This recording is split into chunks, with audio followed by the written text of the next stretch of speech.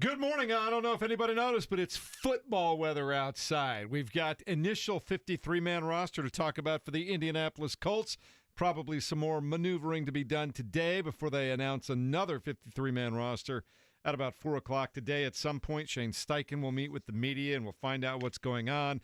Our Colts guys, James Boyd from The Athletic, Kevin Bowen right here, 93.5, 107.5 The Fan, and Mark Dykton just refreshing that button to see who was getting cut and waved all day long yesterday. I'm Jeff Rickard. Welcome to the show this morning. How you doing today, man?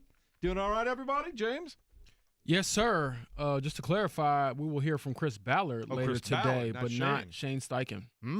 Interesting stuff. We ought to be hearing from Lou Anarumo, the way that defense is coming together. Seems like a lot of Lou Anarumo sway on that side of the football, Kevin. I was going to say, his voice clearly being heard. Yeah, again, just to echo kind of what I was saying yesterday, I have not seen this much cornerback movement, really. And I shouldn't even say cornerback. I should say any positional movement in the 9 years of Chris Ballard. And obviously yesterday we did see, a big-name cut in the sense of a second-round pick, and that is Juju Brents. So, I know it's a conversation that we had over the last handful of days. I thought he would still make it, but, boy, they are retooling this roster, and James Boyd, it sounds like they're maybe not done with another veteran that they're bringing in to work out here later today. Yeah, I was able to confirm that Mike Hilton will be in Indianapolis today to work out for the Colts. This is a guy who started, I believe, 50-plus games in his career, has 13 interceptions in his career, and, oh, by the way, prior to joining the Miami Dolphins for their offseason program this year, he spent the last 4 years in Cincinnati with, ding, ding, ding, Lou Anarumo. Yeah, a lot to look forward to. Just 4 linebackers on the roster, as you guys had surmised, on the defensive side of the football. And a tight end, just as you guys had talked about yesterday, Jelani Woods, no longer part of the program. We talked about some more maneuvering that will need to be done today. It almost always happens that way. Anybody that you guys could see still on the bubble right now, somebody who could still be brought back? You talked about bringing another cornerback, but anybody that was waived yesterday that might be around again? I'm trying to think. I mean, for right now, I'm just trying to see, I guess, what the Mike Hilton addition potentially could mean for the rest of the cornerback room. So if anybody's feeling a little bit nervous, perhaps it's that room because that's the one that's been most in flux this offseason, I feel like. Yeah, also Juju Brents, an Indianapolis area native, in the midst of his second training camp, has been released at this point in time. Was that a bit of a surprise to you at all? Yeah, third year for Juju. Again, I think there were some tea leaves over the last handful of days. I think I said it to you guys on air, like, boy, this is one that I'm going to feel kind of like an idiot if it, 401 rolls around on Tuesday and he does show up on the waived list. And in fairness to you, it was not 401. It was more like 501. Yeah, it was a lot later. Officially, they waited a while, didn't they, James? Yeah, it was a lot later. It's unfortunate because I think Juju is a good dude. I think he's done a lot for the community there, but he's missed more games than Anthony Richardson. I mean, when you put it just in that light, that's really difficult. And he also missed, it was close to a month, it seemed like here. Definitely multiple weeks here in this year's training camp. And ever since the hire of Lou Anarumo, we've had this conversation where we have to start referring to guys as Lou Anarumo guys versus Gus Bradley guys. Yeah, you were on this early. And Juju doesn't fall into that boat, like a lot of these guys. And that's just the reality of where things stand on the defensive side of the ball. And you know what? A credit to Chris Ballard for opening up his ears and listening to Lou and realizing, hey, our secondary has been a major issue in recent years. Our cornerback depth. You think about this time last year, James, the cornerback group, we were screaming and yelling on this Wednesday. You got to go out and find guys. Yeah. And sure enough, they found Samuel Womack, and they claimed him, and he ended up playing important snaps for them in the month of September. Well, now Samuel Womack's not even making this team. Right. And you're referencing, Mike Hilton as a guy that they're bringing in here. So this isn't I've never seen a position group that they have put this much attention to in one offseason. Now, are there some questions there? Yeah, you have several of these guys that didn't even play football. Like part of it is age. I'm like, man, they got some old cornerbacks. Yeah, age, and for whatever reason, guys like Mekhi Blackman, ACL, didn't play last year. Xavier Howard didn't play football last year. So they have to prove themselves, here in the year of 2025. But just in general, I do think with the defensive system changing and Lou Anarumo's arrival and the personnel changing, this is what you want to see out of your general manager. We have an issue at a position. We need to go out and try to address it, and they have done that in a very, very major way, and we'll see what it looks like here coming up a week from Sunday. Well, it's going to be a lot of fun to see how it all shakes out when the games start getting played, and it'll be interesting today to see if there are a few more roster maneuvers to be had for the Indianapolis Colts. We'll see how that all plays out. Last night, the Indiana Fever coming up with a much-needed win, James Boyd, as they all of a sudden, with that win, catapult themselves into 6th place right now in the playoff race. The top 8 make the teams and now have a little bit of a 2-game cushion over the 9th place Los Angeles Sparks. So that was a big win for the Fever last night. They could be right there on the edge fighting for their lives if they lose that game last night, and they might still be, but they're in a much better spot now. Absolutely, and shout out to Lexi Hall. Had the knot on her head early in the game, got knocked out of that game, really, and then came back and still was a big, big contributor to that team, plus 31 in her 23 minutes. I got a kick out of seeing her express herself to Indy Star after the game about how it felt. She said the knot was so big on her head, and for context there, she ran into Gabby Williams of the Seattle Storm, or they ran into each other, rather. Hit. Yeah, I mean, I was thinking, man, Lexi, the Colts need some, safeties or cornerbacks. We'll give you a call. And it'll help with the youth movement there. Yeah, she was able to, come back into the game, contribute. And I just thought, again, aside from her and her saying she's okay, the knot on her head, honestly, is kind of jarring to see. But, again, collective effort from everyone involved. Aaliyah Boston was brilliant last night, 27 points. Kelsey Mitchell, I believe, broke the single-season scoring record for the Fever. Odyssey Sims, shout out to Odyssey Sims. I mean, this is somebody who wasn't on the roster a couple weeks ago, and she comes in and has a huge game. And I think when she banked in that 3 in the fourth quarter, everyone's just like, it's your night. So not only was it a big win, but the way they did it was true. It kind of felt like the Pacers in a sense where everyone's involved, everyone's feeling good, and you go out there and kind of prove somebody wrong. Yeah, and for most of the second half, really all the second half, Seattle never really was in the basketball game. That was a beat down. They've probably had better individual games this season. I think of the Commissioner's Cup win in Minnesota. Yeah. But in terms of like urgency, and stakes, a win, like that was met last night. So yes, wonderful performance. James pointed out so many individuals. Leah Boston continues to have a really nice season. So now they go out west, and that type of urgency has to be there because again, the Sparks, the Valkyries, these next 2 games, teams are right there with them in the standings there. And based off what Stephanie White said to Jake yesterday, it doesn't sound like the Caitlin Clark return is going to happen here anytime soon. She mentioned 5 practices needed, and right now she's at 0.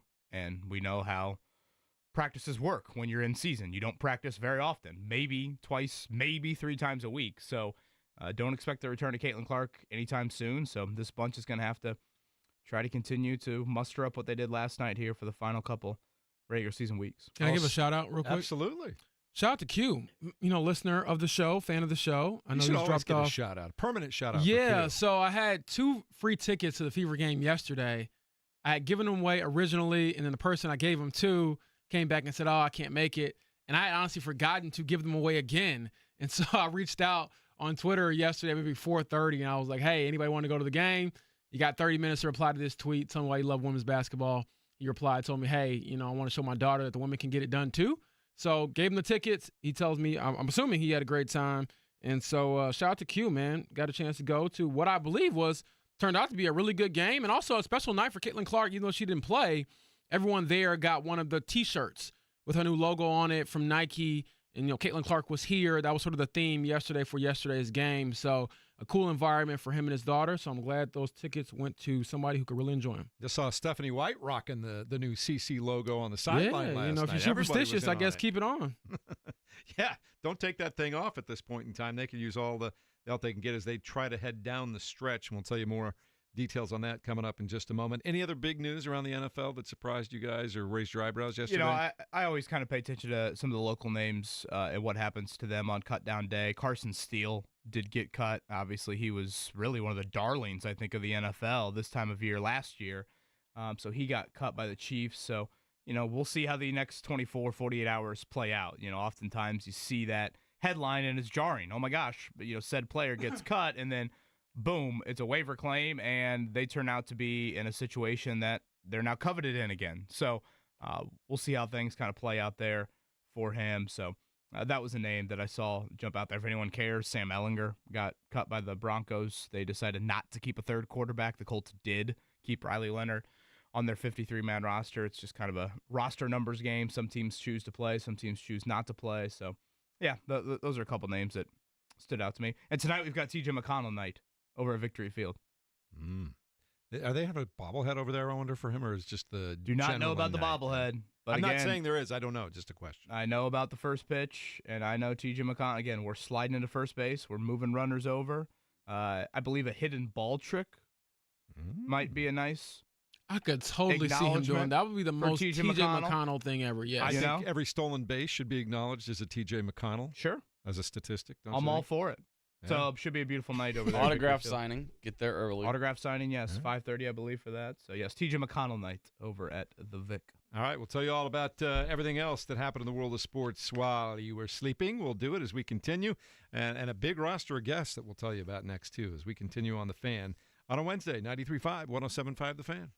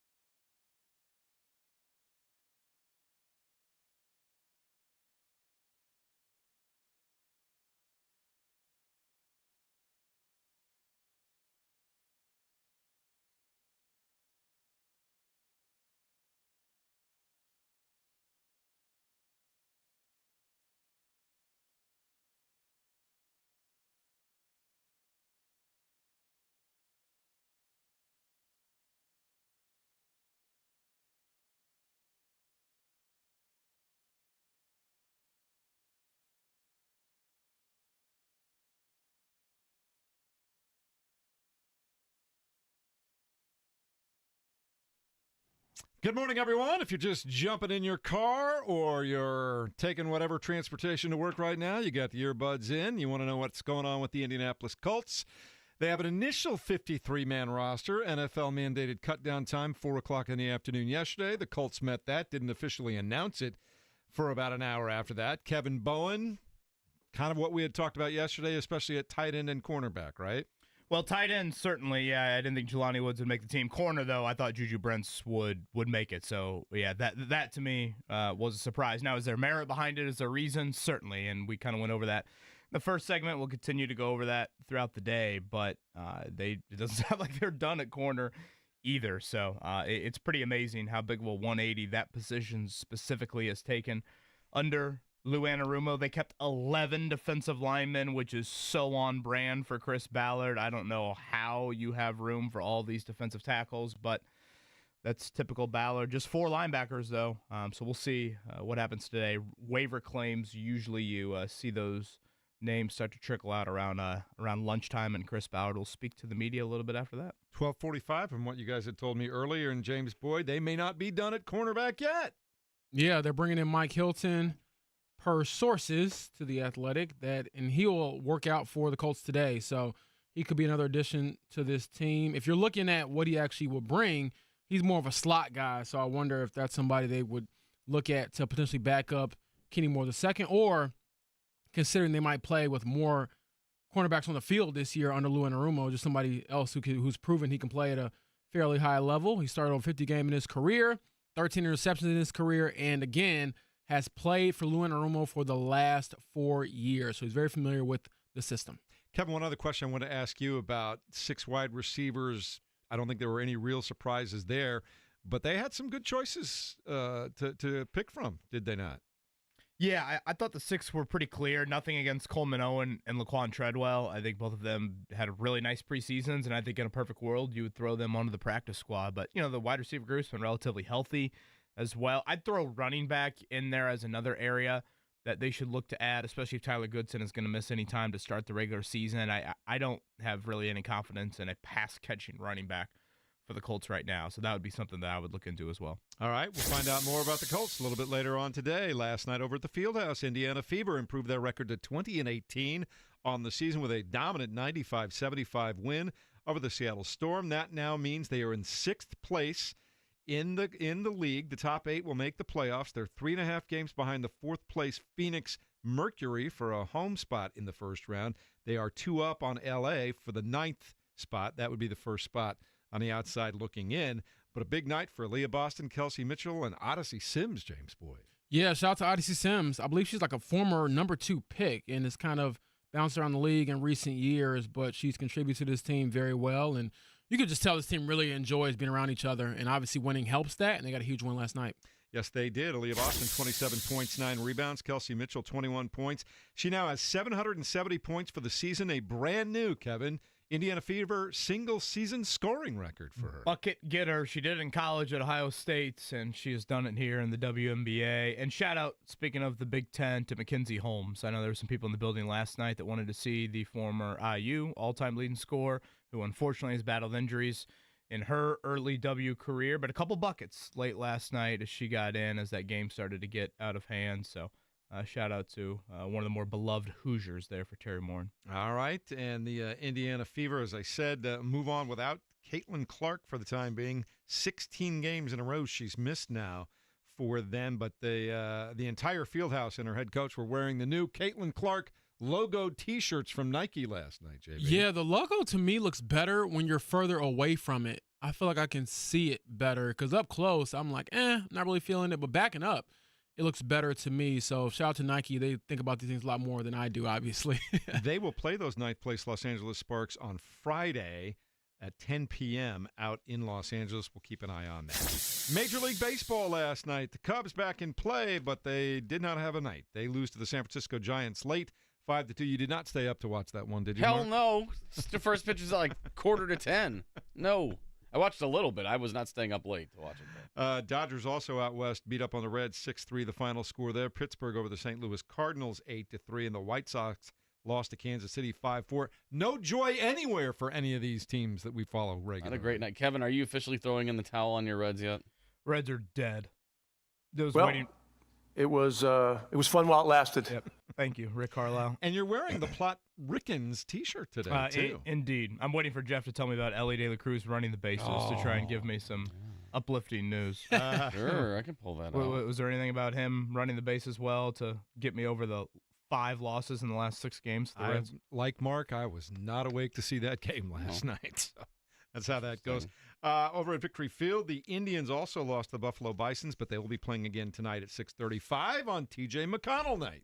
As we were talking about just a moment They will have ago. the power of what I believe to be one of the best bench players in the NBA kind of powering them. So all the try-hards, get out there and try hard. All right, tennis last night. Coco Gauff wins at the U.S. Open as they start to move through the second round there. I did watch a little bit 2 nights ago, Venus Williams in her return, now that she's in her 40s, well into her 40s. She lost a 3-set match to the 5th seed overall, but man, she's still got some game. Oh, yes. She might be playing. She might be playing another 3-4 years. James, let's go. Hey, I mean, that is what greatness looks like. Anything else you want to throw in, KB? Well, I mean, quite the announcement yesterday, right? Didn't we see someone go on a knee? Buried the lead here. Man, 24 minutes into going to bring that here. up just a moment there. Not my lead, but please share your thoughts with the class. Well, I think we'll always have a bit of a connection to this couple of one Travis Kelce and Taylor Swift. Didn't we get Mr. Kelce in the building at Lucas Oil this year for one of those nights of the concert? I believe what's the song? Is it Karma, Mark, where she will reference if the guy on the Chiefs is there or not and the crowd erupts? Is that right? Yeah, I think that's the one. I forget the exact. So High School is the one that she wrote. I forget about the him. exact lyric, but at one point during the song Karma, she said, boy on the Chiefs, and all of a sudden Lucas Oil, arguably the loudest roar Lucas Oil's had in the last decade was when Taylor Swift said that. So I love wins, love, baby. Let's go. I love love. I'm happy for these kids. They're I'm sorry. Kids is that's how you reference supposed like it. my age. But Yeah, I'm like, these guys are like 35. But shout out to the photographer and whoever signed the NDAs, because that was not leaked by somebody else. Because TMZ, People Magazine, hell, Adam Schefter and Ian Rappaport probably wanted to leak that, but it was cool to see that they got to announce that on their own via Instagram. So here's what's that crazy. was cool. Ed Kelce said he was quoted by one of those organizations you were talking about as saying that the proposal actually happened like 2 weeks ago and they've been sitting on it. How does that stay secret? Yeah, I mean, hey, you give me a large chunk of money to stay silent. Right. You'll never hear a peep out of me again. Congratulations to them. And, of course, the big joke already is somebody was asking on ESPN Radio this morning, is that the last ring when he gets married that he'll ever get? I'm not sure. I'll never count the Chiefs out. Yeah. Somebody was saying it might be his last year playing because it's his 13th NFL season, and there's 13 tied to Taylor Swift quite a bit. Just that might be the year that he hangs it up, goes to be a husband. Well, congratulations to them.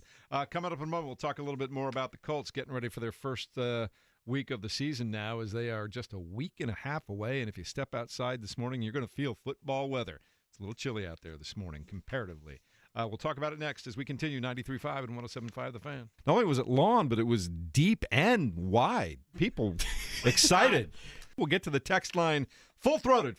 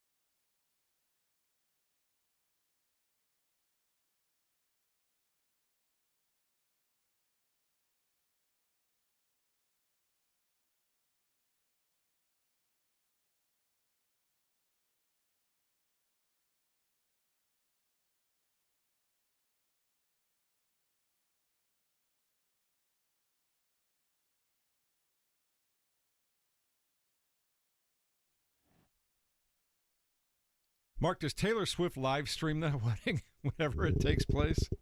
Probably not, but I'm looking for my invite, though. I would like to attend that wedding. It's going to be a who's who. All the PJs that are going to be flying in. Right, and you're a taking who's place who. at. Yeah. I would agree. Is that Sabrina Carpenter over Honestly, there? What's though, going if on? it did get streamed, it would probably break every streaming record ever. Yeah. I think they said the podcast that she was on with the Kelsey brothers is a Guinness World Record, which I'm like, I know YouTube had to be just smiling from ear to ear like, yes, I'm glad you used our platform for this. Apparently they were engaged when she was on that show. How about that? Hey, again, NDAs. good for her. Yeah. Good for them. Happy for them. I saw some video circulating yesterday, too. Back in 2023 when they were first dating, somebody asked Caitlin Clark when she was at Iowa if she thought that this would be a real relationship. She goes, yeah, they're going to get married. So everybody was playing that all day long yesterday. So she's psychic, too. I was going to say, don't say that about me. Is there something you want to tell us, James? No, You wanna break any news this morning? I'm dead serious. Good morning, everyone. Welcome in to the Fan Morning Show. Yesterday was cut-down day in the National Football League. The Colts have an initial 53-man roster. If you're just joining us, we'll give you some thoughts on that.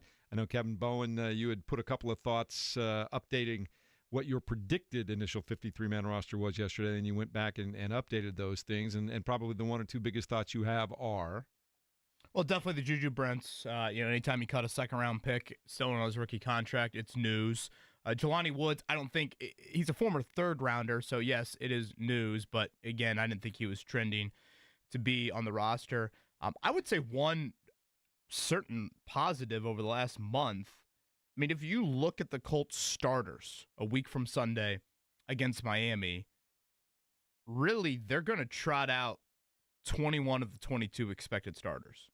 I would say the only guy that got hurt to the degree where he will not be out there week one, unfortunately won't be out there at all this season, is Justin Wally, the third-round pick out of Minnesota. So when you think about that from an injury standpoint, I know obviously there were some ups and downs and some roller coaster moments over the last month.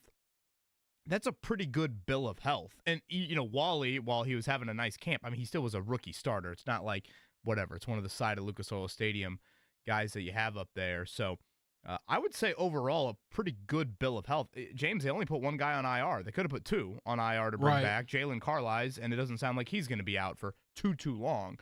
You got to be out for at least a month with those rules there. So, that's a very popular topic. Training camp preseason. Injuries. And if you look around the league, there are a lot of teams that are in far worse shape than the Colts. So, all in all, I'd say it's a pretty good bill of health over the last month. James, is that you on Twitter yesterday that I saw tweeting out the old picture of Wesley French and Will Freeze standing next to each other and said, it's officially all gone now, the French fries are out? Was that you? Yeah. Fries, yeah. That was my editor, Jim Aiello, who tweeted that out after I got the scoop that Wesley French had been cut. So, yeah, no more French fries for the Colts. However, that is the nature of the business, and as Kevin has alluded to, it doesn't mean that your career is over or you're done. A lot of these veterans, guys like Laquan Treadwell, I know Wesley French was technically waived because he hasn't reached the 4-year threshold just yet to be considered a veteran or a vested veteran. However, these are familiar names. I expect him to at least end up on a practice squad somewhere, if not in Indianapolis. So that's the next step, is just figuring out, okay, who's going to get brought back on that practice squad, and how does that affect the rest of your team? Because as we've seen, you can call those guys up, and use them on Sundays a few times a year. So that is the next step. Kevin, any surprise at all that Khalil Herbert, a veteran running back that was brought in, has had some success in the league? You were talking about concerns that they don't really have a pass-catching running back at this point in time. Not that he's a dominant pass catcher, but a guy with some NFL experience. Were you surprised that he was one of the cuts? A little bit. He battled a hamstring injury in the month of August. I do have some questions about what you're going to do on third down week one. Jonathan Taylor, to me, just as great of a first and second down runner he is, as good as anyone in the league. Third down, not his forte. I mean, I've probably watched Taylor drop, 5, 6, 7 balls here over the last month. That's just not what he does very well. So, that's a waiver claim area that I'll be curious about today. Anything there, offensive tackle would be another spot, and then certainly depth at linebacker. Typically the waiver claims, I think they tend to shy away from positional need versus are there guys in the draft that you missed out on that are now available to you. When you think about it, the Colts, they had a nice hit rate on their 6th and 7th round picks. Riley Leonard, Hunter Wooler. Were there any guys in that range where they wanted to get them, but they just didn't have enough picks? And now are they on the open market? Obviously, they've really found. I know Kenny Moore and Jack Doyle are like the poster childs of unbelievable waiver claims, but even like Pierre Desir or Al-Qadim Muhammad. Last year Samuel Womack came in and played an important role for him. Luke Tenuta made this 53-man roster as an offensive tackle. He was a former waiver claim. So, that'll be something to keep an eye on. Again, around noon today is usually when you see those. And guys like Juju Brents will have to clear waivers. We'll see about what exactly the future holds for him. Jelani Woods, clearing waivers. Yeah. What does the future hold for those guys there? And is the marriage officially over for those guys? They could come back to your practice squad. Yeah. But, do they, get claimed and go somewhere else? And do they look at the situations and say, hey, I don't like how it's looking here. I've had my 4 years for Jelani, 3 years for Juju. I think it's time that somebody else gets their eyes on me. Yeah, and just to piggyback off of the running back running back comment, certainly something to look into, because I'm looking at Khalil Herbert's career, and he's just not a pass-catching back overall. He had 10 catches last year for 25 yards, so that is obviously not going to be a lot. He only has 53 catches in his career over 4 years. So without that element in his game and then being injured, I think the idea of him making the team would have been more so for like special teams purposes and being another back that can, take some workload off of JT. But yeah, I think that is an area that can certainly pursue, because DJ Giddens proved it in college that he can catch passes out of the backfield, but it's different than the pros, and you probably want some more insurance there. You talk about the influence that Lou Anarumo has had on the shaping of this roster and all the cornerbacks that are coming in, guys that he has worked with in the past, and we're seeing what they've done in the free agency by bringing in a corner and a safety and really beefing up that side of the football. And you talk about the age, it kind of makes another indication, Kevin, does it not, that this group, certainly Chris Ballard, I would think, and maybe even Shane Steichen, like, they got to win right now. There's not a lot of development there on the defensive side of the football in the secondary. Well, yeah, part of me wants to say, duh. I mean, when you have the resume of Steichen and Ballard, yeah, you better win now. And, really, Anarumo's never been a big playing the young dudes in Cincy. That was kind of always a little bit of a pushback. And, I mean, if you look at it, and James, you had this report yesterday of them working out Mike Hilton today, 31-year-old nickel corner who, honestly, I feel like he's had some games where he's kind of wrecked the Colts in his career, although I'm a little concerned that he got cut by the Dolphins. Don't the Dolphins need all the corners in the world right now? Revenge tour. But he's going to join the Colts and beat down the Dolphins week 1 and say, hey, I told you I could still play. So him and Xavier Howard both going to be wagging their fingers week 1 at the Dolphins. I mean, if they make that signing, they will have a 29-year-old Travaris Ward, 30-year-old Kenny Moore, 32-year-old Xavier Howard, 31-year-old Mike Hilton at corner. Get the canes out. I mean, when you think about get the Bengay out. If I had to rank positions around the NFL you ideally don't want to be old at, I would think corner would be one of them. Yeah. So, boy, that is, again, it's a total infusion of guys. And there's plenty of resume with all those guys, obviously. Fair. But also the young guy they brought in, 26-year-old Mekhi Blackman, is coming off an ACL. Correct. So you're not sure how he'll exactly respond to that. So there are some question marks there with those resumes. Yeah, I mean, you could be playing two guys in week 1. Howard, I don't think, has played football in 21 months, and Blackman might be the same sort of calendar. Yeah. So it is very, very it's a huge change. But again, like I said to lead off the show, I think a genuine credit to Chris Ballard. If you are bad in an area and you're going to bring in a new defensive coordinator, you need to make sure that the ingredients in the kitchen are what he is looking for. So at times, you might have to swallow your pride and make some cuts that you don't want to. But in a pass-happy league, the Colts felt it last year. Their depth at corner got real thin real early. This is an attempt, and we'll see if it works. Again, it's more of an aging attempt. We'll see if it works, but definitely they have overhauled that entire corner group, right? Kenny Moore and Jalen Jones, is that it, James? Those are the only two coming back? Yeah, which honestly, that sounds crazy when you put it out loud, but yep, that is true. Jonathan Edwards, we should mention that name, undrafted free agent. Jonathan Edwards does make the team. I know the undrafted free agent streak is something that Colts fans have gotten used to. It ended a few years ago, but number 35, Tulane cornerback. He does make the team. So theoretically, he kind of made it over Juju, in my eyes. Yes. Is probably how I would view it. And he had a really nice camp and was getting a lot of run. And the biggest thing for him is he was largely available, which unfortunately has been so much of Juju's career. And if you think about it, he kind of has a similar build to Juju, a taller guy, kind of longer defender. And so if the Colts feel like, hey, we can get a guy who's less injury prone, less, medical history, and someone who I think, again, to your point, Kevin, had some moments throughout camp, shout out to him. And I'm glad he's also, I know he was out for a minute there with the concussion, but hopefully he's on the mend there too. Yeah, that was one thing AT in Zionsville on the text line, 239-1070, want to ask you about, Kevin. You kind of answered that there, and you sent him a text back too, which we often do sometimes.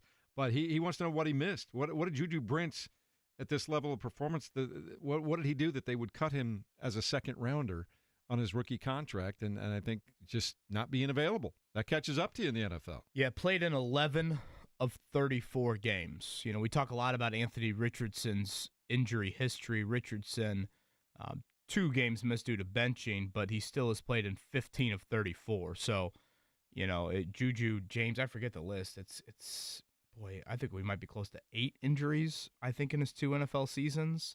Like, it's not like you've had – Jelani Woods has had just the 2 big season enders. Yeah. Juju, it's just been a lot of – not little things because they've sidelined him, of course, a lot of times, but just a lot of injuries, period. I mean, we're talking 6, 7, 8 injuries for him. I actually think when Juju has played, it's been decent. It's not like it's looked like a bust on the field here, but, availability has just been an issue. And, the Chris Ballard draft record at corner you just can't ignore. I mean, Quincy Wilson, Rock Yassin, Juju Brents. I mean, those are 3 second-round corners that, I guess Rock turned into Yannick Ngakoue. I don't know if that's necessarily a good thing or not, but it just But and all for different reasons, too, whether it was injury, Rock just kept or penalties all the time. And Quincy probably just fell more into kind of the bust category. But, Ballard, I think back to the draft, James, I mean, he really backed Juju this year. Like after they took Justin Wally, pretty bullish on, hey, no, I don't want to flush Juju at all. I still think he can play good football, et cetera, et cetera. And so this kind of goes back to a really common theme over the last day or so. I mean, Lou Anarumo has got a ton of say in defensive personnel. And I think the Juju Brents move, because, again, it's year 3 of a rookie contract. They could easily have him be the 6th. They could have Juju Brents on the roster and try to get Jonathan Edwards to the practice squad. Like, they could easily have done that. Yeah. But they chose not to. And I think it's Ballard certainly listening to the new defensive coordinator. Can we take a look at 2 things, though, I do want to kind of mention? We can probably get into it later on throughout the show and revisit it. But I know people are crushing the Juju Brents pick because now obviously he's off the team. And really that 2023 draft class was a rough one looking back at it, Kevin. They had 12 picks in that class, and the only 2 proven starters you got out of that were Josh Downs and Jalen Jones. And Jalen Jones may not even be a starter this year. Josh Downs is kind of carrying that class. Your first pick that year, Anthony Richardson, benched. Julius Brents, Juju Brents, no longer here. Josh Downs, like I said, played well. Blake Freeland, he's injured right now, but last season I thought he regressed and really got exposed. He was not your, at least trending or tracking to be your backup swing tackle. Adetomo Adebawore, fine player. Darius Rush, you cut. Daniel Scott, he's finally healthy this year. He's missed his first 2 years due to injury. Will Mallory, okay, fine player. Evan Hull, no longer here. Titus Leo, no longer here. Jalen Jones, like I said, is here and fighting for a starting role. And then Jake Witt, the experimental 7th-round lineman, no longer here as well. I think he might have retired from football, actually. So rough class. Yeah, rough class. But then also, to give some credit where credit is due, I know people are like, man, Jelani Woods, that was a miss by, Shane Steichen, or I'm sorry, not Shane Steichen, Chris Ballard, and they should have picked somebody else. That 2022 class has been pretty solid. They didn't have a first pick that year, but their first pick in the 2nd round was Alec Pierce. Solid player, should get paid this offseason as long as he doesn't get hurt. Jelani Woods, like I said, was the 3rd-round pick that year. The next pick, he's out. But Bernard Ryman, you found a franchise left tackle in the 3rd round. Paid him $100 million because he's really good at his job. You got Nick Cross in that class as well, another starter. So, to me, that class looks just totally different than the 2023 class, and that's kind of how it goes sometimes, man. You can't predict these things in real time because obviously if you could, you would change some things. But man, going back to that class from 2 years ago, it is looking pretty spooky. And Josh Downs, if it wasn't for him, you'd really be in a bind. Well, Yeah. I think what's truly damning about the 2023 draft, James, is you suffered so much in 2022 to reap the benefits that next April. Think back to the 2022 season, 4-12-1, Jeff Saturday, Matt Ryan, all the embarrassment. The light at the end of the tunnel is you're drafting high. You had the 4th overall pick. You're obviously drafting high in each subsequent round after that. So the thought there is it's not like a normal draft where the Colts are in the middle of the pack and it's harder maybe to find hits in that. No. You're high. I mean, you are top 5 in every round. And you got a bunch of picks, too. And yet you have the misses of, James just pointed out there, pretty much 3 of your first 4 picks is how you would summarize it right now. And honestly, you go back to 2012. Like the 2011 embarrassment of going 2-14 in that entire season, it turned into Ryan Grigson's first draft being filled with tons of hits. Luck, Hilton, even early on, Fleener, Allen, Vic Ballard contributed for you early on. That helped you have 11 wins out of the gate, 11 wins the next year, 11 wins the next year. So when your teams have bad years, the benefit of that is, all right, the NFL rewards you from a draft standpoint. Now you have to cash in on that. And I think if I were Carly or, say, Gordon, that would really be staring at me this morning of we suffered so much in 2022. We thought, hey, we're going to create this new window. Yeah. Well, 2023 has got to be the limestone of that foundation. And again, when you're drafting as high as you were in that draft, it should offer plenty of opportunities to rebuild things. Yeah. And, at some premium positions, cornerback, and offensive tackle, that doesn't appear to be the case. It's the Fan Morning Show, 93.5, 107.5. The Fan. Wes speaks for a lot of folks when he wants from each of you guys. He's curious, who's the one guy that you'd still like to see back with the Colts if you had a perfect world? Shout out to Wes from the text line. I chose Chris Lamons, I was kind of grasping at straws there. There weren't a lot of people where I'm like, man, I want this guy back no matter what. But I thought Chris Lamons was going to make the 53-man roster because, one, he is a proven veteran. I will say he's a little bit older. I think he's 29, so I guess I would have added to the theme of the older cornerback room. But someone who was around last year, respected in the locker room, Super Bowl champion, and I thought had a really strong preseason, Kevin. And so, again, that lets you know that I think Lou Anarumo's voice holds weight, but also the Colts do feel like they can maybe upgrade at that backup slot position, which is what Chris Lamons kind of projected as. And he also offered some special teams capabilities there as well. Yeah, that's a good one. I'll probably go just a guy that I think the guy earned the right to be on the 53-man roster. I get why he's not, but I just thought Coleman Owen had a great training camp. And, James, you're out there and you watch, I just feel naturally the wide receivers oftentimes happen to be in front of the media during practice. And like Reggie Wayne, he loves that dude. I mean, like, he loves himself some Coleman Owen. And again, Josh Downs, I think it's the technician part because Reggie was like that. 100%. The footwork. He caught one the other day to end one of their final practices before the preseason finale, and Reggie just goes over to him and just gives him kind of one of those like low high fives. And for Reggie Wayne, that's like me hugging you after Notre Dame's first touchdown on Sunday night. Gosh, I really hope Notre Dame scores early in that game and kind of calms my nerves. But I'll take a FaceTime hug. What'd you say, Mark? But Coleman Owen, like, he did everything you would want. And he's in arguably the most crowded room of the entire team. And I don't know, Anthony Gould as a return man, I just get a little nervy. So Coleman Owen, if they can get him to the practice squad, I think that would make a lot of sense. Jeff, who would you pick up if you had to make an addition to the guys that they let go? The guy, I would have said the same thing, Lamons, because I really liked, you and I had talked about it when I was at the home game. I liked the way that he had played so far this year. I think he'd been making plays. He was around the ball. Seemed like he was in the right place at the right time.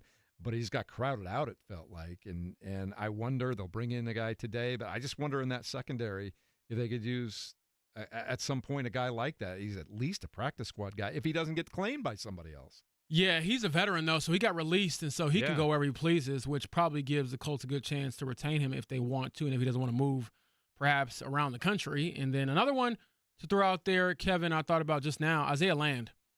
I thought that he had a really good training camp. Numbers game at the defensive line spot, so didn't make the cut. But I think that's a guy who actually probably is going to get claimed. Yeah, on I waivers. thought if they wanted to, they could have kept Land and cut one of the defensive tackles. They actually kept one more defensive tackle. Ballard likes his big boys in Would the you say trenches. 11? They kept 11, which is even a big number for Ballard. It's usually like 10. So, again, as we get into today and some of the roster gymnastics start to play out, that would be an area where I think, okay, do they cut one of those defensive tackles? Do they add elsewhere? That'll be something to keep an eye on. One more thing, too. A lot of people wondering about Carson Steele, and you had mentioned him at the very beginning of the show. We're looking for pass catching running back. I mean, is Carson Steele a guy that could be brought back? Yeah, I'll be honest with you. I don't really know Carson Steele's history as a pass catching running back there. He had 7 catches last year in 17 games for 26 yards. But how many snaps did he even get, though? He would have got more snaps as a pass catcher if he was a better pass catcher. Yeah. So, probably not. I'll just take him for the pet alligator. I was going to say, you want a bruiser, now you want somebody who can get down. Now, he can definitely do that. But, yeah, he got 201 snaps last year on offense, 18% of the snaps. And, again, just 7 catches last year for not a lot of yards. I think one of the harder decisions for guys like Steele or anybody really around the NFL is now that you've gotten cut, how do you view it? If that team wants me back on the practice squad, do I say, you know what? All right, it's a little bit of a hurdle. Practice squad life's pretty good. Look at the amount of money I can make. I can get promoted seemingly, rather easily given the new rules there. Or do you sit there and say, hey, the team's telling me something. I need to go to another situation. I need to get myself in front of, different eyes. Because there are, success stories on both ends of it. Guys that have just gone on the practice squad and then reproven themselves, and then they're a mainstay. Or the Kenny Moores and the Jack Doyles where, those teams, Doyle specifically, Tennessee wanted him back. The Colts claimed him, and boom, the rest is history. It's one of the more impressive careers given where he was drafted or not drafted that you'll frankly ever see with the Colts. Yeah, and I just wonder, too, if it's the way you deliver that message. Hey, numbers game, you got caught up in that. Wouldn't be surprised if you got claimed by another team. You're a good football player, but if not, don't be surprised if we call you back for practice squad. Yeah, I'm sure there's a lot of conversations like that. You got to see how it all shakes out. All right. Coming up in a moment, we will speak with Stephen Holder, ESPN, about his thoughts on the initial 53-man roster. Dave Richard going to join us from CBS Fantasy Football later on in that hour. And Pete Samson, Kevin. Pete Samson coming up in the 9 o'clock hour for you, my man. He's my therapist. Your therapist or your favorite guy to talk to? I don't think he knows that, but Yeah. every year, I make this creepy, awkward intro with him, and he's kind of like, yeah. Ooh, I look forward to that. Dude, I'm just doing this because, I'm trying to be a nice guy. Can we just get through the segment? When I do ask him to be on the show, I'm like, Kevin Bowen's on the show. It's like, oh, God, I guess I'll do it. But Yeah. He has no idea who I am. he's glad that there's a restraining does his order credit card just, via the phone. Yeah. Pass And by over the here. way, Pete Samson covers the Notre Dame Fighting Irish to clear up why Kevin Bowen is so You excited. saying everybody doesn't know who he is, James? We I mean, got not Pete on everyone for years here, outside yeah. of, South Bend. Kevin's going to have a good day. That's all I can tell you. We'll talk about it next on 93.5 and 107.5 The Fan.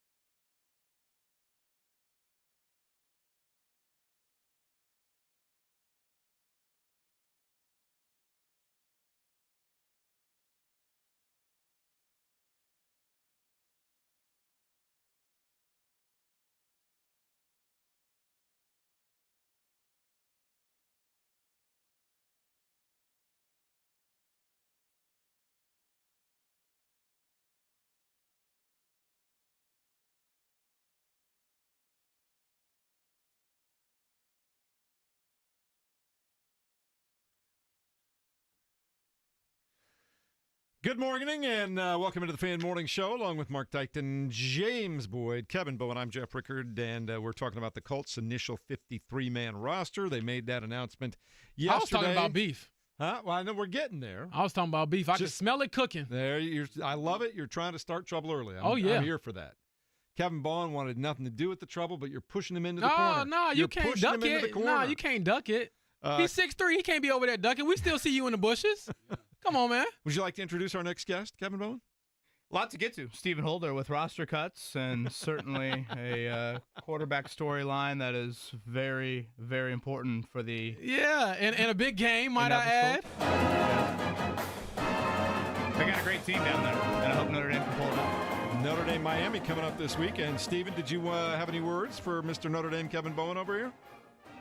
Hey, listen, I don't trust my guys enough to be talking trash. This is the weakest trash talk ever. Oh, my goodness. Neither of you deserve to have ranked teams that you cheer for. What is this? I just hope my team can make it to the kickoff. I am disgusted. I have seen trash talk from both of you. Stop it now. The high school dance, they're both leaning against the wall. Like, I don't want to go out there. Exactly. All this, sportsmanship you displaying. Yuck. What are we teaching the kids? You're trying to win Trester Awards. Oh, let me be clear. This is not about sportsmanship. No, I love KB, but this is not about sportsmanship. This is about I don't want to give anybody any ammunition because I don't trust my guys. Okay, I've been hurt enough times. This is about me. Stephen watched his team play defense too often last year. For the Thank you. Miami Hurricanes. Stephen, I first time starting quarterback for Notre Dame going into that environment. That's given me a little bit of pause, but I do like Notre Dame in some other areas on the team. Should we dive into roster cuts here? Let's go. I suppose. We shall. Stephen Holder, ESPN, with us here on the Payless Liquors hotline. I guess I actually kind of want to go in a different direction because when you joined us last Wednesday, you were fresh off the news of your conversation with Derek Jackson, Anthony Richardson's agent, about and I want to make sure I get the words right, but there were some trust questions and. We've got a lot to talk about. I think I'm paraphrasing a little bit of that quote. Any update on Richardson, his standing within the team, how his own team, kind of views where he's at right now, franchise-wise? No, I wouldn't say that there's much that's changed. I think there is a little bit of wait and see, to kind of see how this plays out. I mean, clearly the Colts are taking that approach. I think just wanting to see what Daniel Jones looks like, does he meet expectations and those kinds of things. I mean, they're not trading Anthony Richardson, certainly not right now. Could things change? I guess, if let's say Daniel Jones takes off, I don't know, right? I mean, maybe there's a scenario, but right now there's no intention on their part of trading him, and I don't know that a trade demand has even quote unquote been made, to my knowledge. Would his agent be welcoming of such a thing if it were to come to pass? I think so, but that's not even been discussed that as far as I know. So I don't think much has changed there, but I don't think has necessarily I guess gotten necessarily better either. It would, for lack of a better word. Stephen, we'll hear from Chris Ballard later today. And again, Stephen Holder of ESPN joining us on the Payless Liquors hotline. What questions do you have for the Colts GM that are really top of mind for you and you think pertinent to this upcoming season or really the future of the team as well?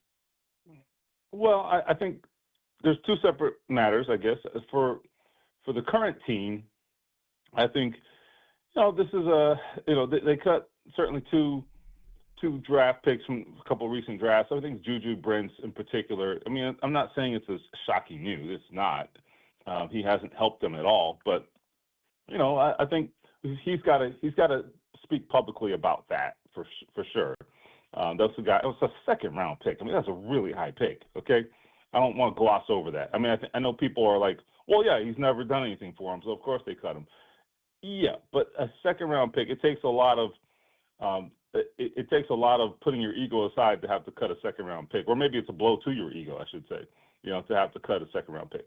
And then I think just like the composition of his team, how does he feel about the depth? The depth is what has gotten them, I feel like, to a large degree in recent years, or it's been a big part of their problem at least. So what's the depth like? I mean, are you really confident in your offensive line depth? Because I have questions. Are you confident in your linebackers? You got like one linebacker I've ever seen play football that's available. You know what I mean? I'm exaggerating, but not a lot. So depth is a question I have. And then I think the separate matter is obviously the quarterback situation. I want his take on the decision. We have not heard from him on this. To be completely fair and blunt, frankly, Shane Steichen is sometimes the worst person to talk about these things because he doesn't give you any answers. And I would say, I think if you're a skeptic of the quarterback situation, one thing that we keep hearing about Daniel Jones is the operation, the pre-snap, all this, et cetera. Shane Steichen has yet to say that Daniel Jones does X really well after the snap. Everything he's talked about is before the snap. Well, I think we need more than that, okay? I think at some point, does the talent not have to matter? So I want clarity on that, okay? What does Anthony Richardson's ability measure, or how does it measure up against Daniel Jones and what he does pre-snap?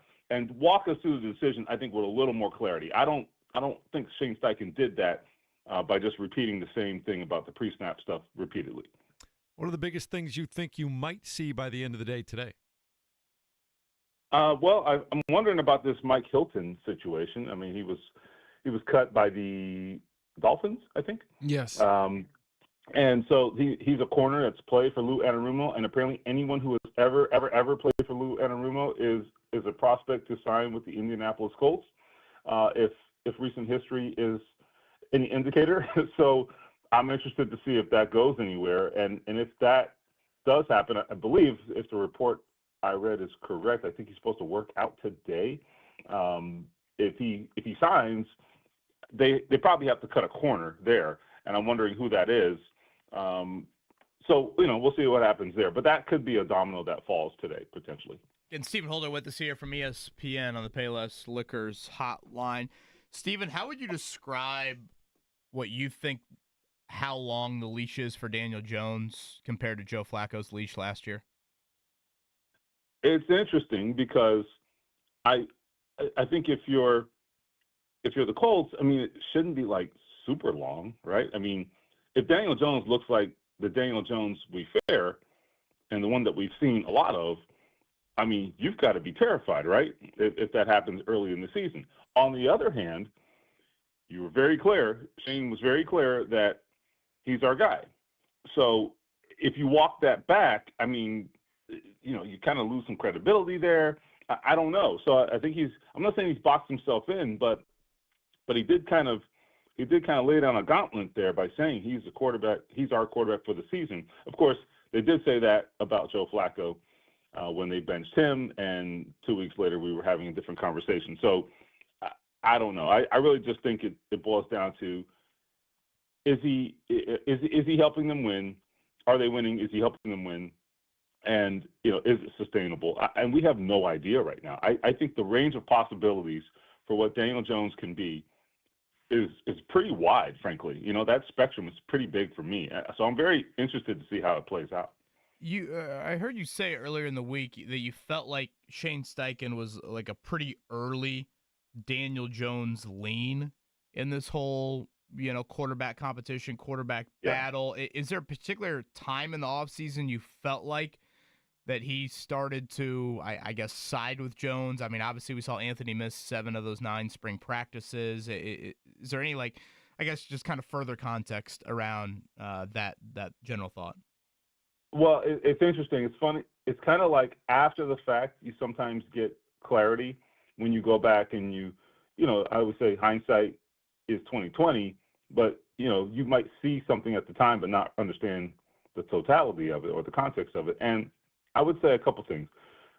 Even back at the owners' meetings, and James was there. Where were we, James? Palm Florida. Beach. Yeah, that's right. Down in Palm Beach, we asked him. I mean, you sat there, I sat there. We all sat at that breakfast with Shane Steichen, where they have the coaches' availability, and we tried to grill him on what was going to decide this quarterback battle. They had just signed Daniel Jones 2 weeks before this, so it was a very fresh story. First time we're talking to Shane. And he just said, well, it's going to boil down to who's more consistent. And we asked the question in 7 different ways. I mean, I'm only exaggerating a little here. And every single time he said the exact same thing. Nope, it's going to boil down to consistency.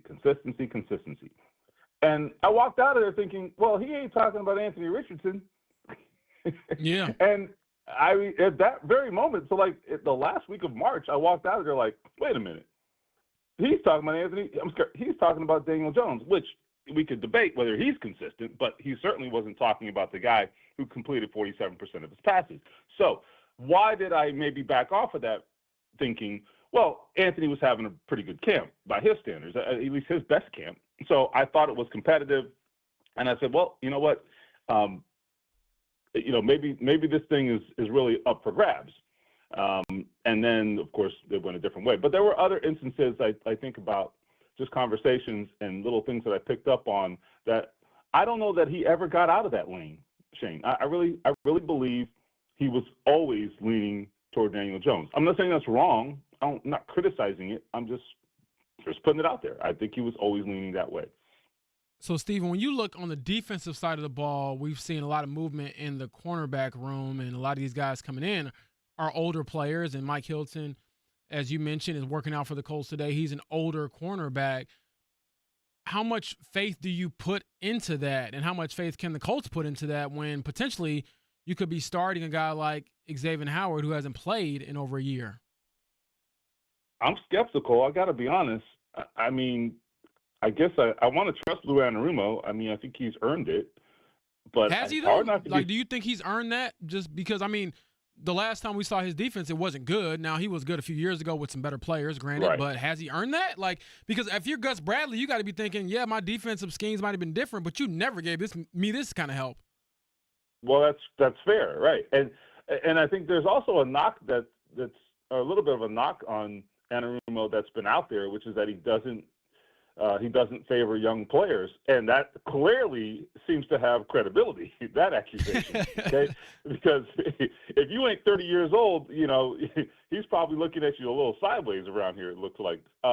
And that is perhaps because the reality is he wants to do a lot of different things within his defense, and young players, they don't usually respond well to that, which is, I think we were talking about this recently, which is why Justin Wally emerging the way he did was so impressive, because that doesn't typically happen with Lou Anarumo. So some of the personnel stuff that maybe happened with him, some of it there may be some I don't know if fault is the right word, but there may be some of that may trace to how he uses his personnel and maybe his preference for not really putting young players out there and maybe catering to their, making it a little simpler for those young players. So I don't know. I do think it's a question, and we'll have to see. They're giving him a lot of latitude.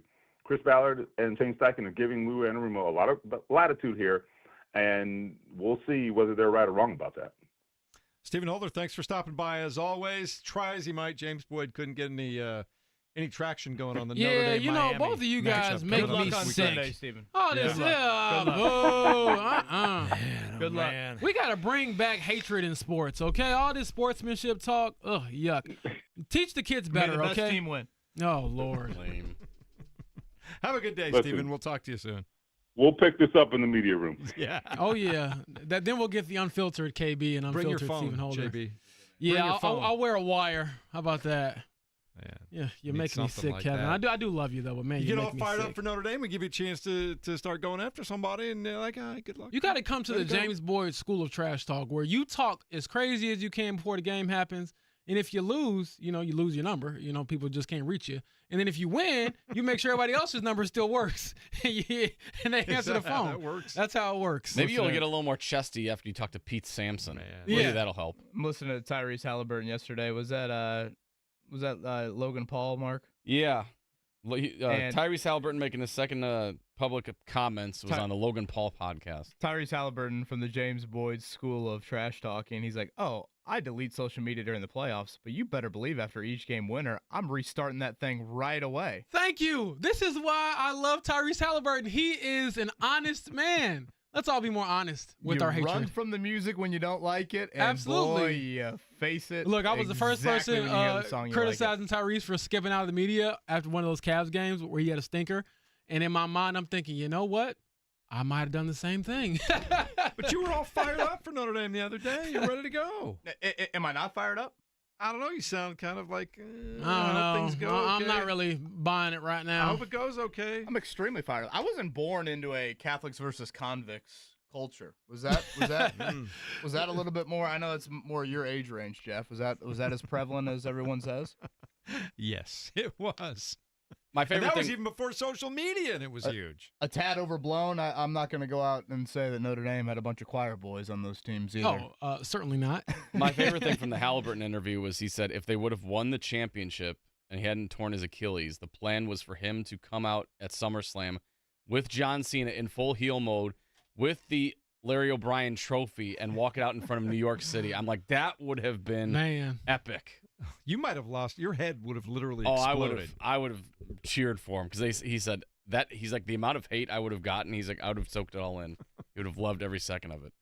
All right, we'll try to fire Kevin up a little bit later on. In the meantime, let's check it down.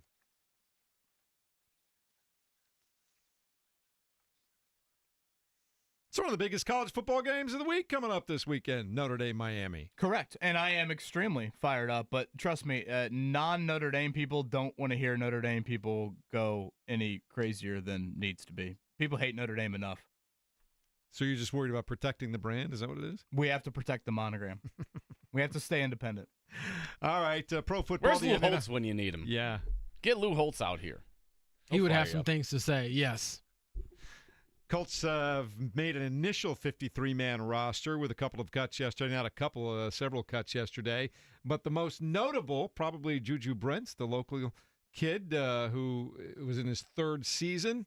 Recent draft pick for the Indianapolis Colts. He is gone. Jelani Woods also has been waived. Yeah, I was just at Juju Brentz's alma mater, I believe, over at Warren Central last week. So the Warren Central product now is on waivers, and we'll see if a team picks him up. Same for Jelani Woods. As far as everything else is concerned on the roster, there are a lot of defensive linemen. Well, a quarter of the roster, almost, defensive linemen. I guess 20% of the roster, defensive linemen, Kevin. Any surprise there? I mean, Ballard loves his D-line. 11 to 53 seems like a lot, even for Ballard. So, again, as the roster gymnastics play out today, do we see that number trim at all? Especially 6 defensive tackles. Like, it'd be one thing if they had like a project defensive end. You know, this huge traitsy, speed guy Isaiah Land in years past. But I don't really even see that within that 11-man group here. So that would definitely be something that I'll be keeping an eye on as waiver claims get processed later today. And as promised by you yesterday, not really promised, but predicted, Will Mallory, tight end, not Jelani Woods. Yeah, to me, that was not a huge surprise at all. I think that's how it was trending really throughout camp, throughout the preseason game. So we'll see. Is this it for Jelani Woods? Is this it for Juju Brents, or do they cling to a practice squad here in Indy? Or, do they look at their situations and say, hey, if we don't get claimed, we need to restart our careers elsewhere? That's always a big part of what this week is all about once you get through the cuts. All right, and the Indiana Fever with a big win last night over at the Fieldhouse, 95-75 over the Seattle Storm. Aaliyah Boston, 27 points, 9 rebounds. She's 4th in the league in field goal percentage, James Boyd. She is tearing it up. Yeah, I believe Aaliyah Boston might have been right around the top of the league or led the league in field goal percentage as a rookie. So she's been great when it comes to efficiency throughout her entire career, and she continues to get better. Kelsey Mitchell had 21 points as well. Odyssey Sim 22, but Mitchell's 21 points gives her 770 for the year, a new single-season scoring record for the Indiana Fever, who are now in the 6th spot in the WNBA. Top 8 make the playoffs. Top 4 get home court in the first round. They're 3.5 games behind Phoenix for that 4th spot. 2 up on L.A. now for the 9th, and they'll play L.A. head-to-head on Friday night in Los Angeles. That'll be all of a sudden a big get-yourself in the playoffs game right there. Yeah, honestly, in my mind, the Fever are playing playoff games at this point. You can't drop any more. You can't afford to really lose any ground. So that mindset is probably already there for this team. Now it's just about seeing it through. 4 of their last 6 on the road. Major League Baseball yesterday. Not a good day for anybody around here. The Chicago Cubs lose in San Francisco last night, 5-2. The Dodgers 6-3 winners over the Cincinnati Reds. St. Louis got beat up by Pittsburgh 8-3, the final score there. And the Chicago White Sox lose to Kansas City 5-4. And even the Indianapolis Indians struggled yesterday. They lose at home to the Buffalo Bisons 5-4. But big news out of Victory Field, 6:35 tonight when those two teams play again, Kevin. You slide into first base. You do the hidden ball trick. You pump up the crowd after every out, all 27 outs. It's one T.J. McConnell night there. Will he hop the first pitch? Can No, T.J. McConnell throw Still a baseball? first base. I trust that he will throw a nice first pitch. No Yeah. hop. I'd love to see that. Somebody strikes out on a called strike. The ball gets behind somebody, and it's a perfect steal of first base. That's got TJ written it all over. I like the hidden ball trick. I like maybe just small ball. Only moving runners over via bunts tonight. I like that. That's I guess the version of T.J. McConnell's. I could see TJ also 8-foot running fadeaway. over the catcher at home plate. Oh, 1,000%. And I would be remiss if I did not mention the biggest story in the National Football League yesterday. If you are a pop culture nerd, Taylor Swift on her Instagram posts a picture of her getting engaged to Travis Kelce. Yeah, love is in the air. Right. And honestly, I was a little bit surprised that it didn't get leaked. So shout out to whoever kept it under wraps for as long as they did, and congrats to those two. It probably means you got good people in your circle, I would say. Yeah, a lot of money to pay the ones who aren't in your circle to shut up. Swiss bank accounts. Had to agree work with smart James magic. Yeah. Papa Kelce was saying that the engagement actually happened a couple of weeks ago, and they were actually engaged when Taylor Swift was on the Kelce's podcast. You know what I need? I need Jason Kelce along those lines, Jeff, to be the officiant. Is that the word? Mm-hmm. I need him to be the guy doing that. I feel like he would be great at that, honestly. And he seems so happy for his brother. So it seems like genuine love. And so for those out there who are sick of seeing Taylor Swift, you better hope Travis Kelce retires after this year. Otherwise, you will see plenty of her this season. All right. Anything else you guys want to throw in before we head to break and get ready to talk some fantasy football for the first time this year? See, Chip Ganassi kind of put to rest the Alex Palou F1 rumors yesterday, Yeah. and full expectation that he will be back in the 10 car there. So I don't, Alex Palou and contracts has been an issue before. I don't know if I'm ready to say that's total gospel, but clearly Chip felt the need ahead of Sunday season finale in Nashville to come out that. And IndyCar's coming out with a video game, which I think is awesome. I'd argue that's one of the best ways to connect to young fans. Are you there? You gonna Create a get it? video game. If I started playing video games right now, I think Maddie would leave me by probably lunchtime. I want to say the last Wow. time I played a racing game might have been Midnight Club. That's like an oldie but a I goodie. know, on Gosh, Midnight PS2. Club. PS2. Yeah, man. I had Mario I had a Kart, Murcielago in that thing. Yeah, I was I was riding gonna clean. say Mario Kart, like a college drinking game. We had to finish a beer by the time you got through the 3 laps of Mario Kart. Need for Speed, another good one. I went through a phase when my kids were younger. I had to play a lot of Five Nights at Freddy's. A lot of Five Nights at Freddy's. I have to Google this one. Yeah, I've not played that one. All right. Well, they were fairly young at the time. This is 8 the years old. scariest looking thing ever. Yeah, it was. They loved it. What is this? They're like 8, 9, 10 years old right in there. During the they've got a movie out. During the about, Five commercial Nights at break, Freddy's. Google Five Nights Jump at scare Freddy's, you. people, and make sure children aren't around. Jump scare you. Coming up in a moment, fantasy football advice from our expert at CBS, Dave Richard. What do you say, Mark? Let's give away 2 spots right now on Whoa. the text line Okay. for our fantasy league. How are we doing that? It's just text the word fantasy. You'll be eligible, and you can choose 2 of the lot that get in over the next 5 minutes. How about Okay. that? Will you sign up for the fantasy league before Jeff Rickard? Maybe. It's looking that As way long so as I far. sign up before the draft, we're good. Well, you've had like 10 I notifications. know. We determined, though, that most of those didn't go through, though, did we not? You and I That's looked your, through that that's together. on you. That's your problem. All right, coming up in a moment, we'll talk fantasy football next on 93.5 and 107.5 The Fan.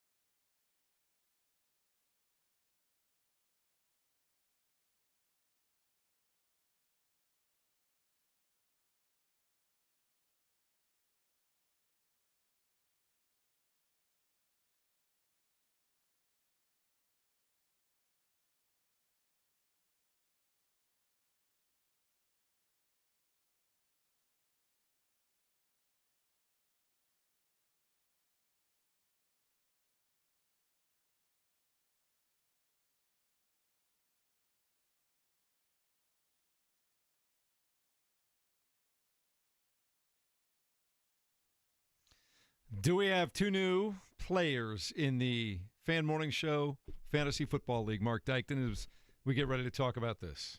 Yeah, I have to get all their information. I just have phone Okay. numbers to go off of, so I have to parse through that while you guys do this. All right. Well, we will do this. Dave Richard is a fantasy football expert at CBS, kind enough to join us here in the midst of what I can only assume is a very busy time for him, as we are just a week and a day away from the first NFL football game of the season. Dave, thanks so much for joining us on the Payless Liquors hotline.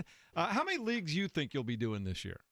The number's going to be about 10, and I haven't drafted most of them yet. I just figured out while I was waiting to talk to you guys, I have 5 drafts in the next 6 days. And the one day when I don't have a fantasy draft is when I go to Hard Rock Stadium to see the Miami Hurricanes take on the Notre Dame Fighting Oh, Irish. boy. Here we go. And I know that that's going to be a topic of discussion at some point. Maybe we don't go deep into that. But, as a Hurricanes alum, I just had to bring it up that I think our Canes are going to give the Irish a game. Do we have See, all yeah, that's five what I'm alums talking today? about. Mark, yes, did you plan yes, this? Unbelievable. Thank you, here. Dave. Trying to fire Richard. you up, Kevin. Oh, God. We are not man. the same team. The Hurricanes are not the same team that they were last year. Much better defense, obviously a quarterback change. But from, I talk to people who watch practice and sounds like Carson Beck is his old self, and that could be a problem for the Irish. Ooh. Kevin just Woo, kind of rolled his neck over there. Yeah, you know what, Dave? Keep talking that talk because this guy in the studio spine with got me is straighter and way his too neck nice. just rolled around. Dave, given that, are you surprised that Vegas has the line where it is? Notre Dame favorite No, on the road with a starter that's played 4 snaps in college football? Public perception is king, and the way that it works in Vegas is that whatever the public thinks is what they want to try and bank on. And it almost tells me that they think that a lot of money is going to come in on Notre Dame, and it probably will. And so they probably think it's going to be a lot closer, and maybe goes down to the wire. And when it's a game like that, of course there's a chance that the underdog can win. So, they're probably looking to get like 60-40, 50-50. They do that on a lot of games, but sometimes they want to have the line a little bit funky and to give themselves just a bit of an edge. And I think this could be one of those games.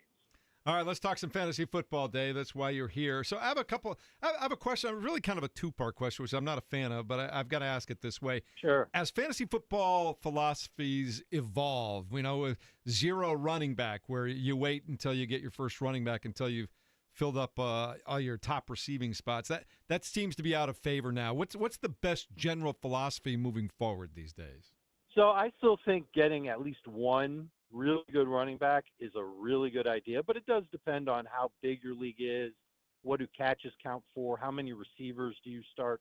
The real key for me, and I don't mean to kind of change the direction of your question, is how you feel about the receivers at the top of the draft board. How many receivers, when you look at a rankings list, how many wide receivers do you look at and you go, oh yeah, that's a stud. I would start that guy every week, no questions asked. And I would expect somewhere around like 17 to 20 PPR points from that receiver. And for me, that answer is like 9. There's like 9 receivers that are like that. And so I want to try and get as many of those guys as I can without necessarily having to give up the chance of getting one of the elite running backs that are at the beginning of a fantasy draft. So you kind of have to make the decision about how badly you want or need 1 or 2 of those 9 wide receivers. And maybe for you, it's not 9. Maybe the number for you is 7. And however that number is, if it's small, you need to take the receiver, even if it means passing up on a Bijan Robinson, a Saquon Barkley, a Jahmyr Gibbs. You got to go that route because the receivers that you'll see later on, you'll go, okay, Devontae Adams is good, but he's old. And I don't know if I can expect him to get 17 points per game. Tyreek Hill was good. He stunk last year, and he's kind of old, and I don't know where his head's at. And we could go on and on with receivers. I think that that's really the crux of what your draft strategy should be before you walk into a draft. Find out how many receivers you really love, and then try to get as many of those guys as you can. Again, we have Dave Richard joining us. He covers fantasy football and the NFL draft at CBS Sports. Dave, when you look at the Colts' quarterback change, going from Anthony Richardson to Daniel Jones as QB1, how do you think that affects their receivers, both, I guess, in real life, but also in fantasy, which we're talking to you about? Like, do you feel like some players have been pushed stock up and others have been pushed stock down? Let us know. It's not going to be by a lot, but yeah, it's up a little bit because we're talking about a quarterback not that Daniel Jones has set the world on fire, but he does have a higher completion rate over his career than Anthony Richardson does. And I mean, most quarterbacks do. It's just the way that Anthony Richardson's career has worked out so far. And so I think it does give a little bit of a boost to Josh Downs, to Michael Pittman, to Tyler Warren, who I am a huge fan of. And I actually think it gives a boost to Jonathan Taylor as well, because now Taylor won't have quite the same type of competition for touchdowns at the goal line. When Anthony Richardson was back there, what a nightmare for defenses, because they could run an RPO and it could go to Taylor, it could go to Richardson. Richardson could throw it. Like there were a number of different ways to go. And yeah, they could still do that with Daniel Jones, but it's not quite as threatening. And it helps Jonathan Taylor kind of boost his upside for touchdowns. Maybe he scores 14 this year after having, I believe, 12 last year. And so I think you feel a little bit better about those receivers. I don't know if it means that you actually go out and target any of those guys before round 7, for example. But you'll know that, all right, Daniel Jones seems like he has a long leash, looks like he'll be the Colts quarterback. You can feel good about Pittman, maybe 5 catches a game. Downs, same thing once he's healthy. Warren, I mean, you can tell me, you've watched all the practices. I loved him in college, and I think he's a great fit for what the Colts really want to do and need to do as far as the middle of the field goes and finding those one-on-one matchups. I could see him getting 4 or 5 catches per game as well. Again, that's Dave Richard from CBS, fantasy expert. He's with us here on the Payless Liquors hotline. Dave, rookies that we like. I had a draft the other night, and I feel like all of a sudden you start looking in on the old, these are the next best available. And when the rookie names pop up, you're always kind of like, I guess I remember that dude from college, but I have no idea his NFL fit. So maybe a rookie at running back, maybe a rookie at wideout to keep an eye on. Okay, so Omarion Hampton has a chance to be potentially as good as Ashton Genty, and you can get him a full round later. And everybody knows about Genty because he's had so much hype and, tried to break Barry Sanders' record at Boise State and all that stuff. But Omarion Hampton is a good 3-down back, and he landed in a great scheme for running backs with the LA Chargers. It's a team that wants to run the football. It's a team that clearly notices good running back talent and will lean on that running back. So I don't think he's going to lose too many touches to Najee Harris. And I'm excited about getting him. I think a round 3 pick is fine, but if you really, really wanted him in late round 2, I think you could take Omarion Hampton. At receiver, I keep hearing from my friends about how good Matthew Golden looks in Green Bay. And I know we're not used to the Packers having a bona fide number 1 wide receiver, but the way that Golden finished his career at Texas, it sounds like that's the dude that the Packers got. And a number 1 receiver that can stretch defenses, earn a big target share, be the number 1 target getter in Green Bay. And that's a Packers offense that was forced to run a lot last year. Now I think they're going to be able to throw a lot more because Jordan Love is healthy aside from his left thumb issue. I definitely think that there's a chance that we could see Matthew Golden play very well. He's probably maybe like my 2nd or 3rd favorite rookie wide receiver, but I like the draft value better than I do for Travis Hunter and for Tedoroa McMillan. And then at tight end, it's Tyler Warren. Just the after catch ability that he has, the power and strength seems to have translated to the NFL after what he did at Penn State. And again, I think he could be penciled in for 4 or 5 catches a game. Dave, this is Mark. I got a question for you. I had a draft the other day. Christian McCaffrey was staring me right in the face, and I passed on him because of just the injuries that he's had the last couple of years. Mm-hmm. Am I in the minority there, or is there concern with Christian McCaffrey just given how he's getting older, he's had injuries? Sure. What's the plan with him?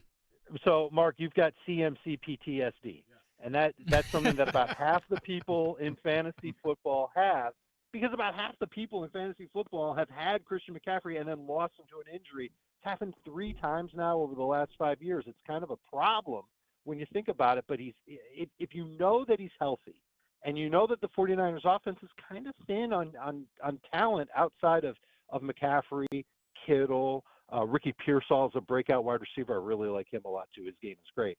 When they're missing so many other guys like Ayuk and Jawan Jennings, and you can't help but think that McCaffrey's going to get more work. And McCaffrey has potential to be just as good as a fantasy quarterback when he's playing running back, especially if those catches count. So I don't mind taking the chance on Christian McCaffrey. It means spending a later pick on Brian Robinson, who's the backup running back in San Francisco. You want to lock up that backfield and do what you can to have a piece of that 49ers run game because usually it's really good. But there's no concern about McCaffrey having another injury based on anything other than history. And that's a bad way to draft. I just think that if he was a little banged up now and nursing a hamstring injury or something like that, then sure, we could head for the hills. But other than that, like he's ready to go. Sounds like he's got enough gas in the tank for one more huge season. I would take him in the first round. Dave Richards, CBS. Any Miami to Notre Dame parting shot before we let you go this morning? No, not at all, because I'm going to be on the air again someday, and I don't want you guys to remember just in case Notre Dame crushes the Canes. I think it'll be a great game. It's always a great atmosphere. The rivalry has been huge for a long time. And let's go Canes. I think we're just going to get you and Stephen Holder from ESPN, who's also a Miami guy, and Kevin. You'll just invite him over to watch the game. You'll have cupcakes and milk, just and sing Kumbaya as the game plays Dave, out. unbelievable fantasy info, but man, he can kiss my ass when it comes to Sunday. There we go. There we go. Woo! We bullied you into it, Kevin. There you go. Dave, thank you for the time. You got it, guys. Good luck on Sunday, guys. There you go. Thank you. It's James, blowing you're a my happy mind. guy now. Yeah, I'm very happy. You know me. I wake up and I got to see Steven every day. I don't have to see Dave, Richard, maybe ever. Man, that's the best part about it. You got to start. Isn't this how you do it? You just hide behind the mic, right? Exactly. But no, you just got to come in with some shades on if your team doesn't do exactly as well as you want. That was some great fantasy info. It in really all was. seriousness. No, it was. I keep forgetting that game is Sunday. That's Sunday such a nights. unique setup. And But then yes. Belichick Monday, right? The Yep. Belichick Yep. debuts Monday. Yeah. We will tell everybody what it is the latest as far as entries into our fantasy football league coming up in a moment here, as Mark's been working furiously on that during the interview. We'll do it next at 93.5 and 107.5 The Fan.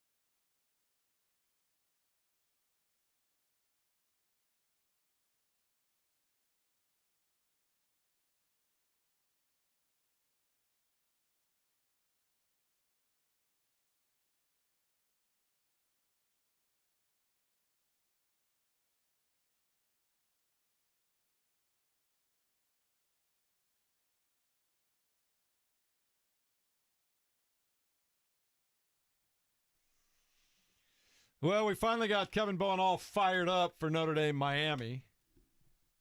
I like that. You putting another microphone back together over there? That one fall apart Tighten too? the screws right now. Hopefully tighten the Notre screws Dame on will have them Miami. all tight and ready to go on Sunday night. How confident are you in having a brand new quarterback and some of the roster turnover from a really great team last year? Yeah, it worries me. That environment, 4 snaps total. In today's college football, you don't usually get that. Notre Dame's lived in the portal, so that is of concern. Yeah, new defensive coordinator, some kicker issues, but they do, I think, have a lot of sure things elsewhere. But yeah, hearing Dave Richard talk like Kurt Cignetti on College Game Day before Notre Dame played IU made me feel a little better. All right. Everything I've read, seen. This ain't IU. Guys I've talked to. This is the U. Yeah. And everybody right. says Notre Dame. Wasn't Marcus IU, was Freeman. IU better than Miami last year?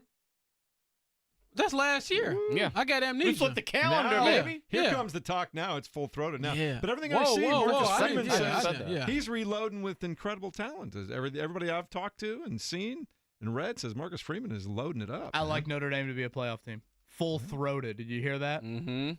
Yeah, Second time I've I'm heard not. That means yelling, by the way. Yeah, well, Yeah, darn right it does. well, Unless you're James Boyd. Full-throated. nah, I'm not the one making those remarks.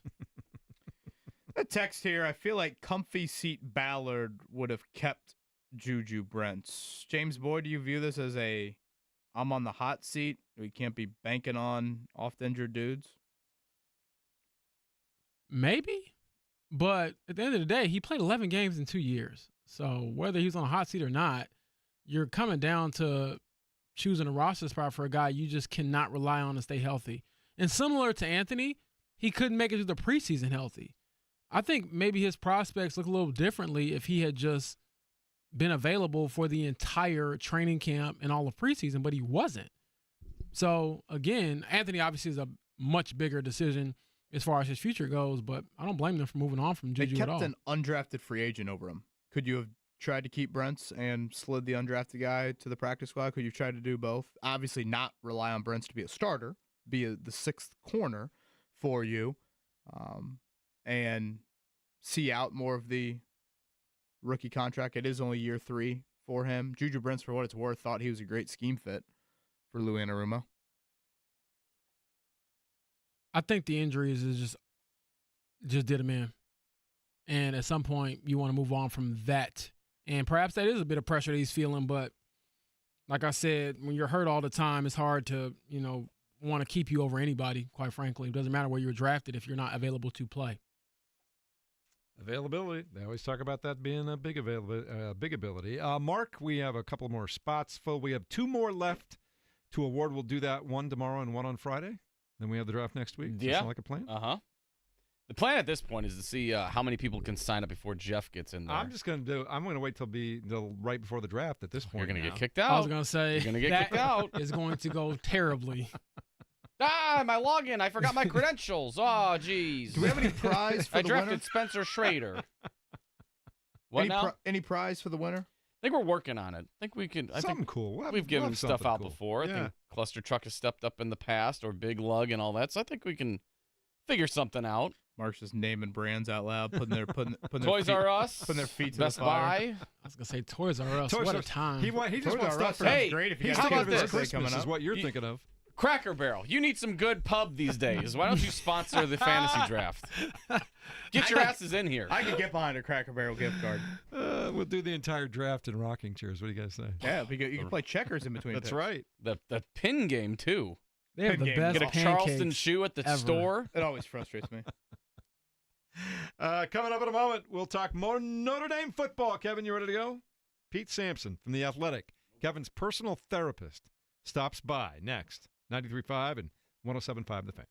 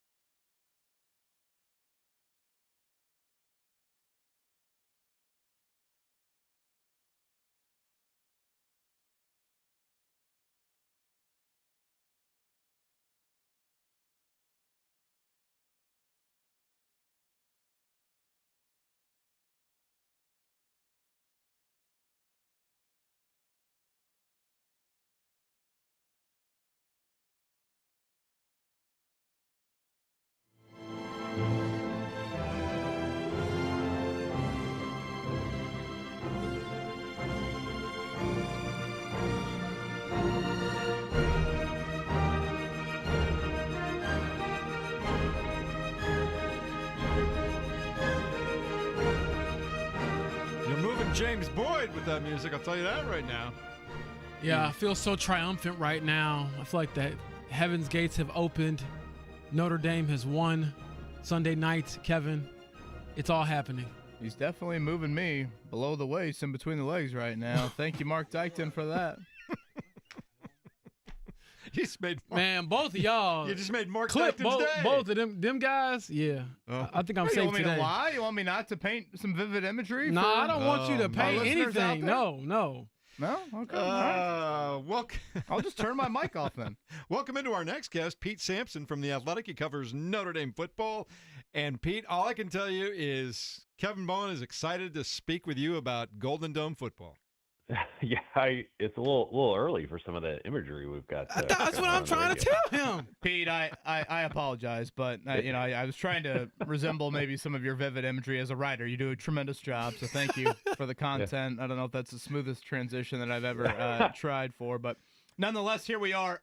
One of your actually, let's go here because we're fresh off a quarterback battle in our market with the Indianapolis Colts, and I think largely that quarterback battle went, I don't know. I don't think it was anything too shocking. Whereas as I observed the Notre Dame quarterback battle from afar, it sounded like a bit like a roller coaster. Could you maybe describe it for our audience that hasn't been glued to The Athletic?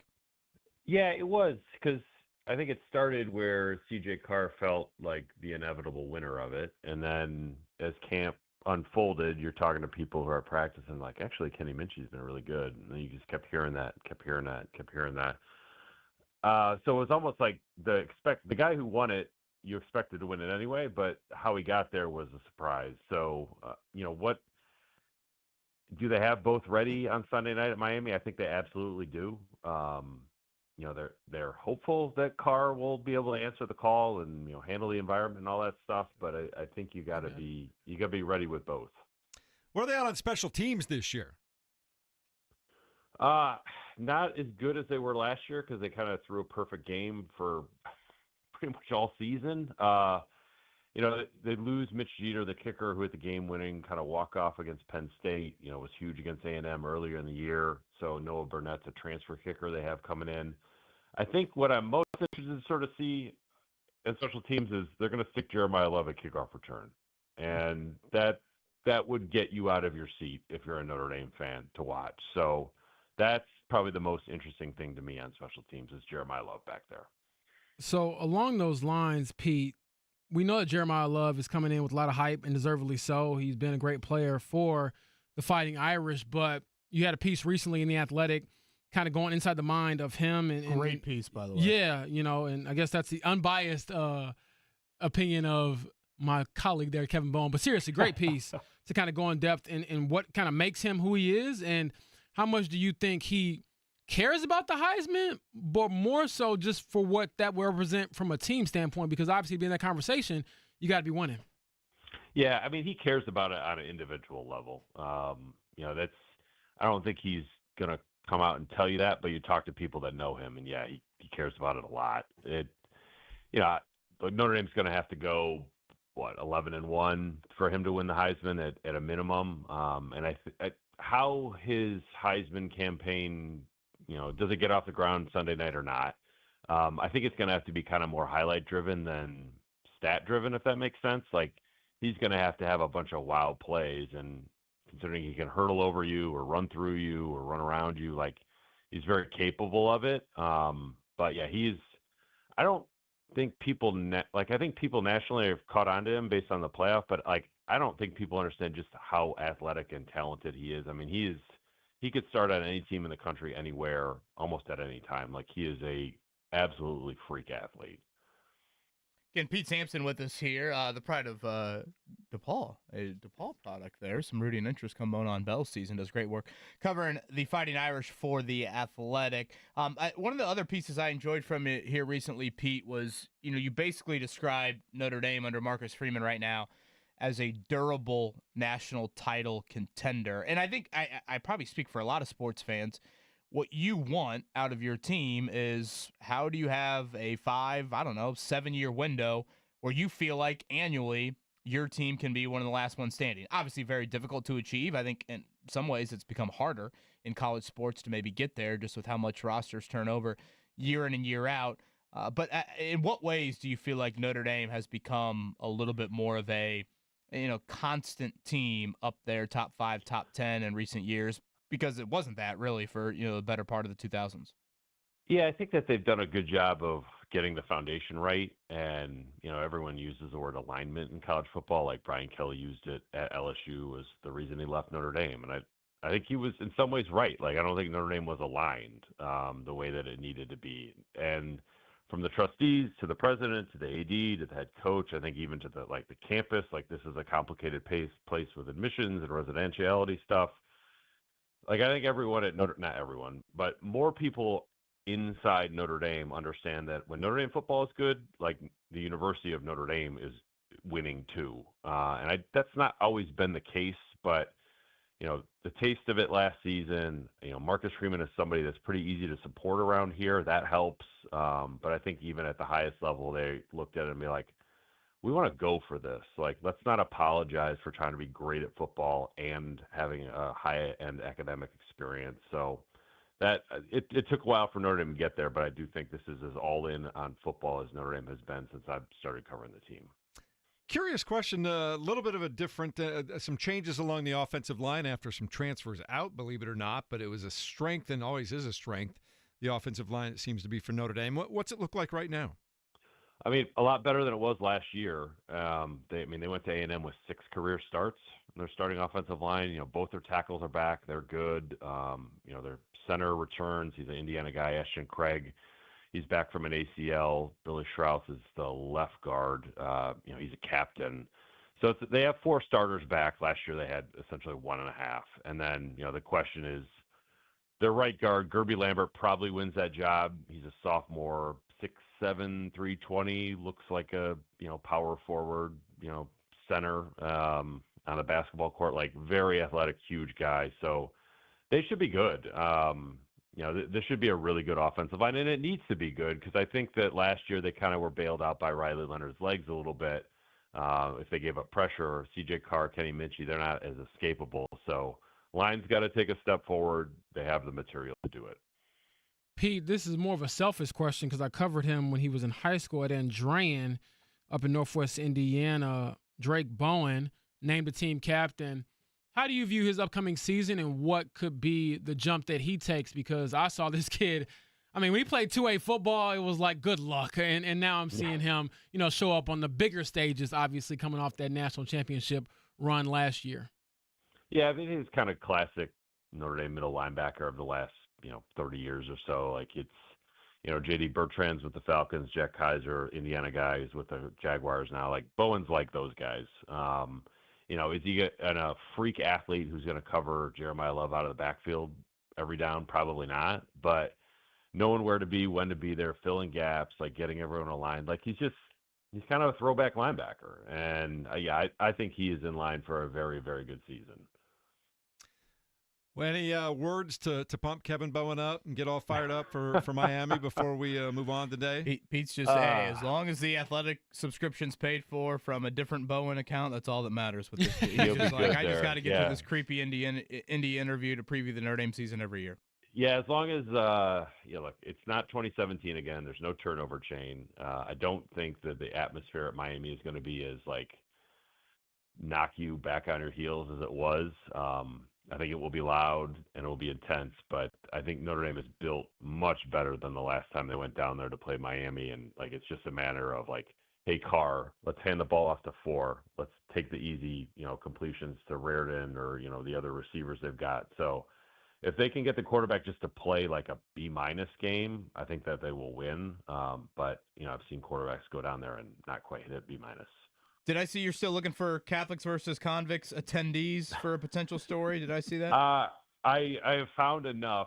It's been hilarious to track down people who went to the game down there in '89 because that's sort of what ended the series way back when. Some of them were 7 years old when they were there, and I think they heard some words they'd never heard before.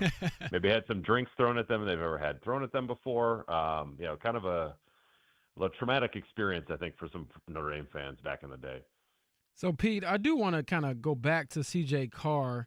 There is a lot of pressure on him, obviously, to perform. So how do you think he has prepared himself as best as he can before he's really thrown into that fire, because I don't know how much you can prepare What for. about 4 snaps at Purdue last year? Are you saying that didn't prep him?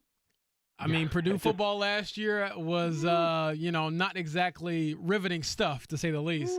But with C.J. Carr, in all seriousness, he's replacing the guy in Riley Leonard, who is now here with the Colts, who, did a great job. He helped them get to the biggest stage of the sport, and now you got to fill that guy's shoes. Yeah, it's tough because the offense is going to change. He doesn't move like Leonard moves. He throws a much better ball. I think the thing with Carr is, like, how do you make the game plan not revolve around the quarterback, which is, I think, hard to do for a coach because the quarterback just makes everything happen. But, like, you got Love, you got a good receiver group, really good tight end, multiple backs, good offensive line. Like, just keep it as simple as possible. And if, like, maybe you have to not check out of some plays or you run into some bad looks, that's fine. Just, like, if you don't make the catastrophic mistake at quarterback in Carr's first start, I think you'll be okay. But, he is kind of more of a gunslinging quarterback. Like, he wants to take some chances. So, like, how does Notre Dame balance, like, okay, let's be aggressive but not too aggressive? That's a tough line to walk in a pretty tough environment. Biggest notable thing is no Northern Illinois on the schedule this year, right? Yeah, I mean, they finally got out of playing MAC schools. It wasn't working out for them. So, some people accuse them of ducking the MAC. I think that's probably unfair, but, it's get a little more SEC Power 4 conference opponents on there. Makes it more interesting for everybody. Always good to talk to you, Pete. Thanks so much for stopping by. Thank you, Pete. Anytime. Thanks, guys. I saw the little wry grin on your face when I brought up Northern Illinois. Great writer, Pete Samson. Good dude. I love him. My sister is a Northern Illinois alum, by the way. And she knows nothing about football, but she texted me that day and was like, is this a big deal? Yes, absolutely. Every time I see that Hammock dude, the coach, yeah. It just pangs me. And I mean, like, it's such a great story. I mean, So you bounced back, though. I mean, you made it all the way to the Natty. I know, man, but I'll never forget Leonard's interception on that day. What a horrific throw that was. Do you hold that against him still?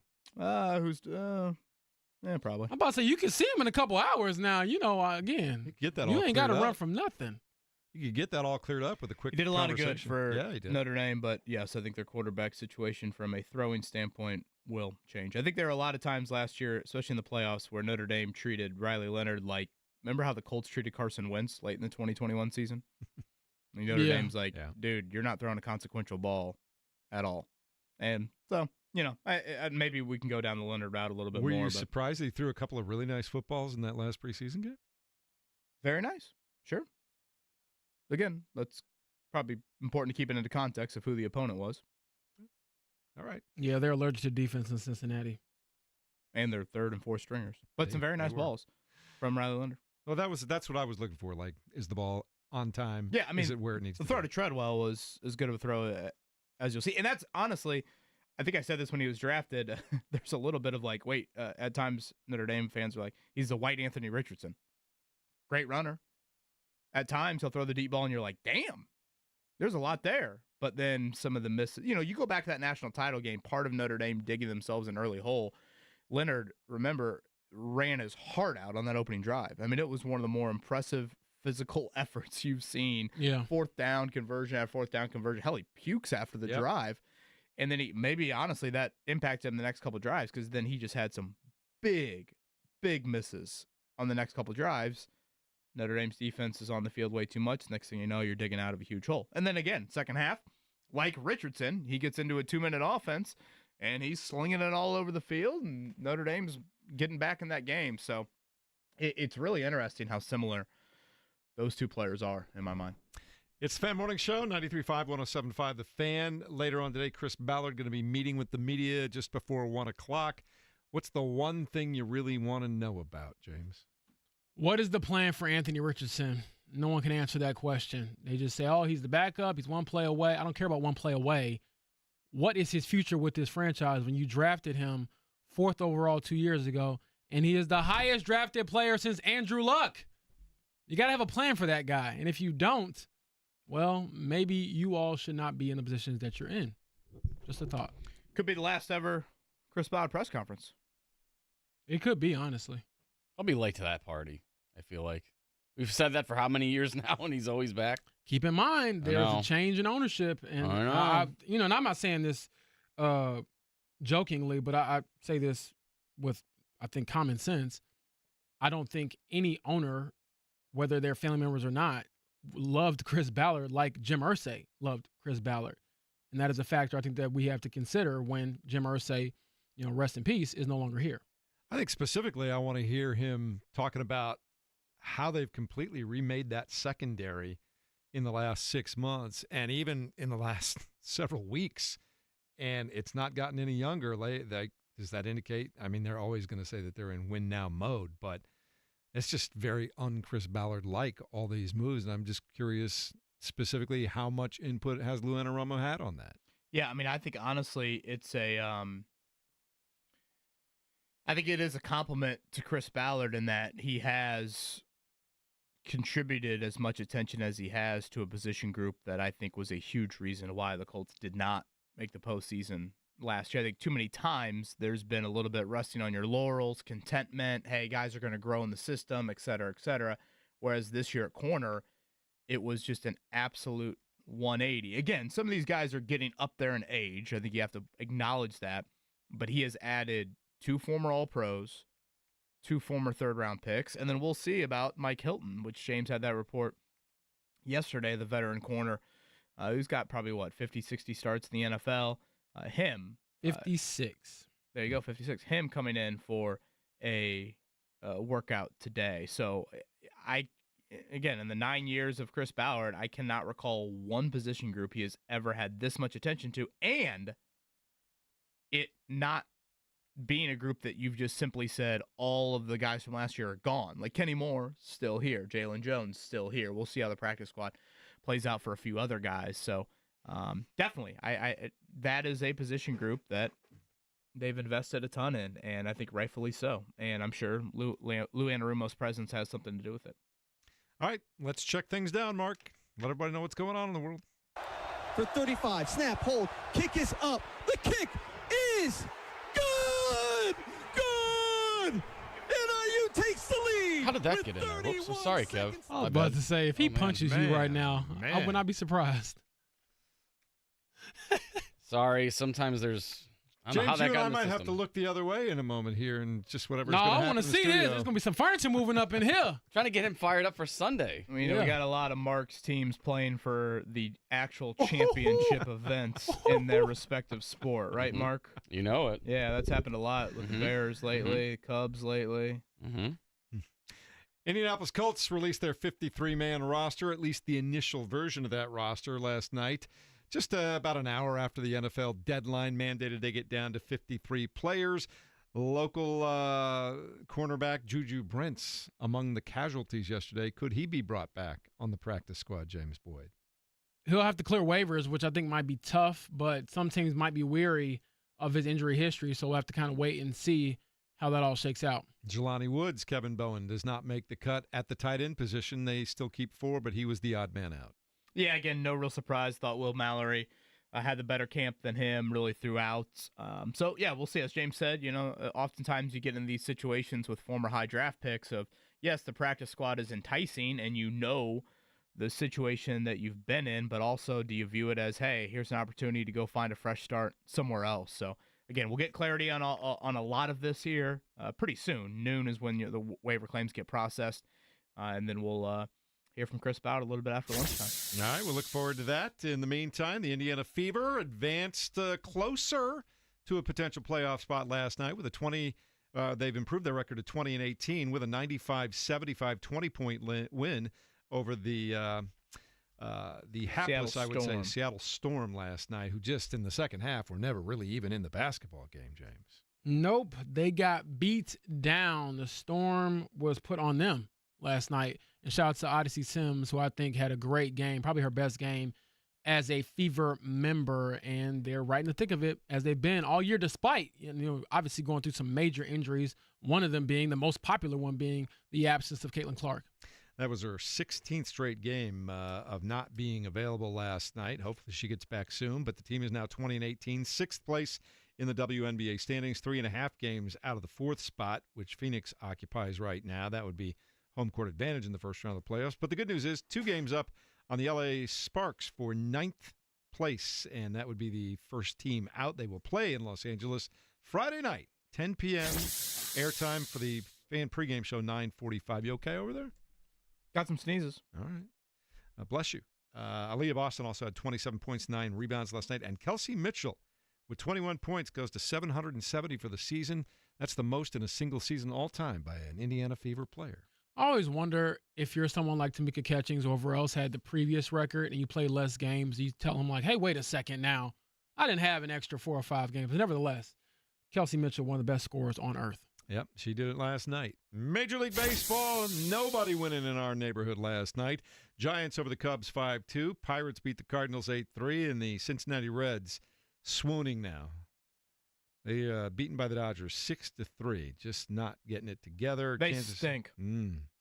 Mark, you're late on that one. Well, it was fun while it lasted. Just stink. Throwing dirt on them. Have I brought up Ellie De La Cruz? No. Kansas City. Not only was it long, but it was deep and wide. People excited. Full-throated. Oh, man.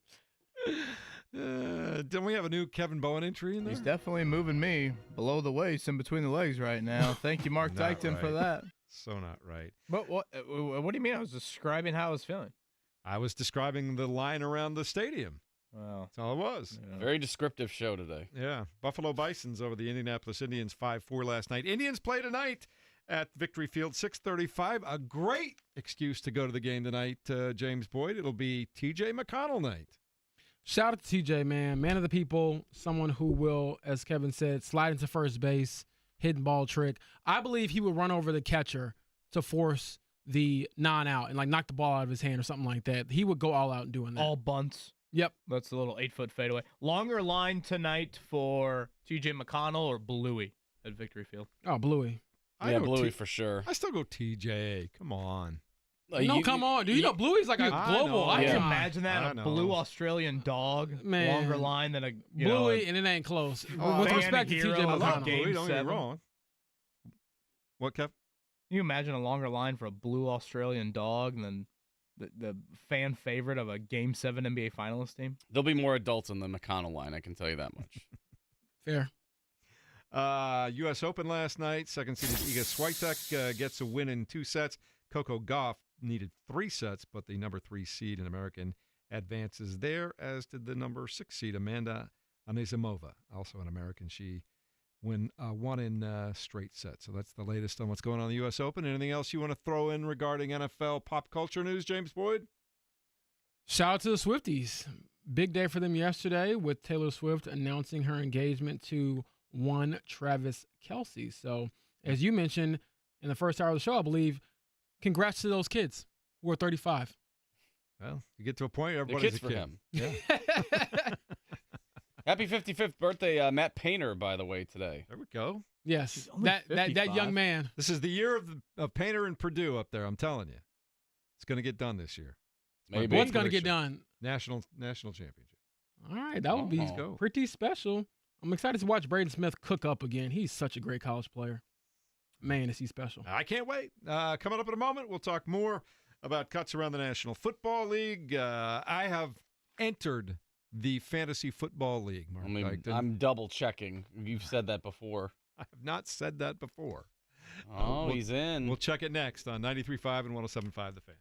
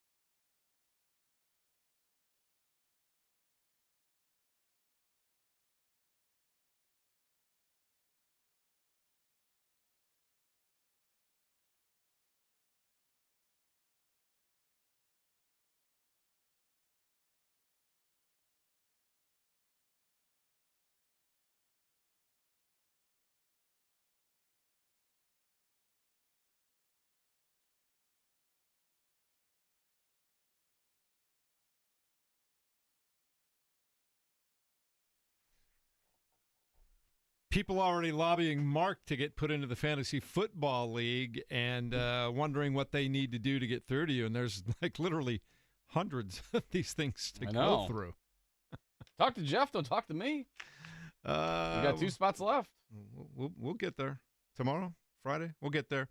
But everybody wants in, and I appreciate that. And we'll see what we can do before the end of the week. In the meantime, Chris Ballard will meet with the media a little bit later on today. Once waivers have been cleared or guys have been claimed around the league, and so we might have some more clarity there. I'm just curious, Kevin Bowen, if there's an area where the Colts would be looking to claim somebody off waivers, what area would that be, or does it just depend on the particular player that might pop up? Yeah, I think, honestly, with Ballard, they've less gone with definite areas of need and more opted with, oh, yeah, we like that guy in the draft. Let's give him a chance now here, and we'll figure out the roster mechanics a little bit later. But if you went strictly off of positional need, certainly linebacker. There's only 4 of them on the roster. And then I would go offensively. And only one of them has started more than 2 games. Right, yeah. Zaire Franklin being the one. Jalen Carlisle is out for at least a month here to start the season. I look at running back. I think you need a pass catcher there. I don't know if their urgency, though, is as high as it is in my mind. And maybe Tyler Goodson will be back early in the season, but still, I think I would look there. And offensive tackle. Jalen Travis is the 4th-round pick out of Iowa State. He is your swing tackle there. But I still think that's just a position, especially with Braden Smith nearing the age of 30, that you try to look there and see if there's anybody you can develop. Kevin Bryan texted in something interesting. He said, Juju has been hurt a lot, so it's understandable he was waived by the Colts, but I can't help but wonder that Juju being waived takes a little attention away from all the Anthony Richardson not starting discussion in the coming days, and especially at today's press conference for Ballard. What do you think that press conference sounds like today? Oh, I think it'll be a lot of quarterback-centric combo. Yeah, I mean, I'm sure there'll be a Juju question or 2, but yeah, I mean, it's going to be 90% will be about the quarterback. Yeah, it'll be heavy quarterback. And the last time I heard from Ballard was just before they started training camp, and this is the last time we typically hear from him throughout a season. So, a lot of it is, bigger picture stuff anyways, and obviously the quarterback situation is dominating things. And so, yes, I would expect them to that topic to be the heavy one today. If Kevin starts with a question about adding a receiving running back, I will certainly question where his head's at. But I truly believe we're just going to be asking a bunch of quarterback questions until we run out, and then it's going to be like, oh, wait a second, there's other players on the team. But that's usually how it goes when you make a decision that is this seismic. I mean, this is, I don't know, people keep asking in the text line or YouTube or even out in person. I see people asking about the team. They're like, man, you guys have been hammering this quarterback decision because it's a big deal. Like, I know people want us to move on, and we will. Obviously, you have to talk about the quarterback who's playing, especially when the games start. However, for now, until we hear from the GM, that is still the number one topic in this market by far. That is a huge, huge decision. It definitely made me think. And I mean, Bowen, every time I freaking read or listen to Bowen, it's like a constant freaking barrage of wideouts. the wideout position's gotten better since he made that comment. Mm-hmm. Yeah. Right? Mm-hmm. They're young, but I do think we're really skilled. I mean, Bowen ought to at least be freaking happy for once. I mean, you got heard about beat over the head with wideouts forever. And here we are. Look at this.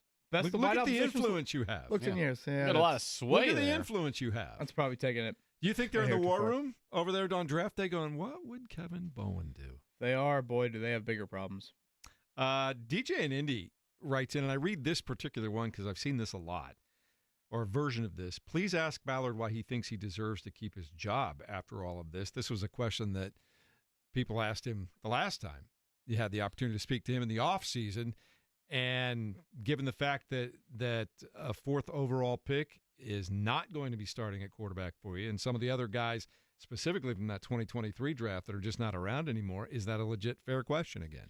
Yeah, I think I asked that at the Combine. I don't know, Mark, if we have that audio readily available or not. Maybe we got to do a little digging for that. But, yeah, basically his answer to why he felt like he was getting a 9th year was the window that him and Jim Irsay I guess, agreed to back in 2023, and that we're going to start over. And this gets back to a conversation we had earlier in the show.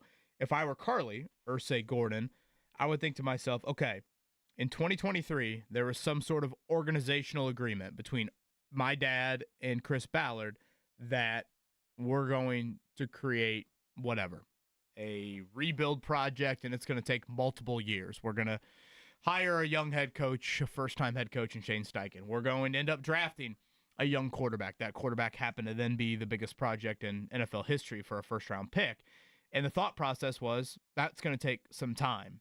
Well, now as we sit here, the day after roster cuts, August 27th, you have a 2023 draft class that has Anthony Richardson looking like a bust, has Juju Brents no longer on the football team, has, Blake Freeland, your 4th-round pick, not looking like he has panned out. I mean, that's 3 of your top 4 picks. And again, it's one thing to miss on a draft. It's another thing to miss on a draft when you went 4-12-1 the year before. That, to me, is the truly damning part. James points out, if you look at the 2022 draft, there are actually a lot of nice hits in that 2nd and 3rd round. Yeah. The problem with it is when you are so draft reliant, you can't have 50-50 hit rates. When you ignore free agency like he has for the better part of his tenure, then the draft rate has to be better than 50-50. And when you have the truly bad seasons, you've got to come back and hit on that. And think about it. Lately with this regime, 2018 was right after a really bad season in 2017. They largely hit on that early on. Quentin Nelson, Darius Leonard, Braden Smith. Well, what happened? 2018, they won a playoff game. 2020, they made the playoffs. Go back to 2012 with Ryan Grigson. 2011, bad year. 2012, boom. They hit on all those picks, and what happens? Playoff. Those first 3 years right after that. Well, 2022 was another reset. And 4-12-1 with all those top 5 picks in each round, you didn't hit on that draft at all, especially early. And I think right now you're seeing the benefit, sounds like the wrong word. You're seeing the ramifications is probably the better way to put it. And probably the one, right now. And clearly the one with the most consequences in all that draft. Let's say the rest of the draft went the same way that it's gone now, but if you had hit on number 4 and Anthony Richardson, you're still having a different conversation, but you didn't. Yeah, but easily. you didn't. But again, if you hit on round 2, if you hit in round 4, do you have a little bit more outside of Josh Townsend? Mark, you said you found that audio? Yep. So this was in regards to why he's getting a 9th year. Was that what it was? This is Ballard back at the combine. Look, it's a fair question. When did I look? I think y'all know me well enough that I'm pretty honest. I'm pretty authentic. I feel fortunate to get another chance at this. We've had some, I wouldn't say bad luck, but we've had some bad luck. But I don't. That is what it is. That happens across the league. I did think we had a really good start to this thing under some tough circumstances. And then at the end of the 22 season, when everything kind of went south, where we had traded for the quarterback, we had signed Stephon Gilmore. It just didn't sometimes, and we had made moves. People, we forget about those moves, but at the time were really lauded, but didn't work, and not to those guys' fault. They're both great players, but I didn't put enough around them. And then when the organization decided to move forward, and move on from Frank, Jim and I had a long, Mr. Irsay and I had a long talk, and he said, Chris, look, I'm going to give you, I believe you can get this done. I'm going to give you an opportunity to get it done. So when we hired Shane, you're still, maybe I probably should have looked at the situation a little different, because we had I thought we had a really good roster still at the time. I didn't think it was as bad as how we played in 22, with some additions. And I think Jim, he had enough patience he knows I'm very honest, even when we have our talks. Like, I don't sit and try to blame others and throw everybody under the bus. Presented what we thought was a pretty good plan, and we'll see how it plays out this year. Well, we're on the doorstep of this year, so we'll see what happens.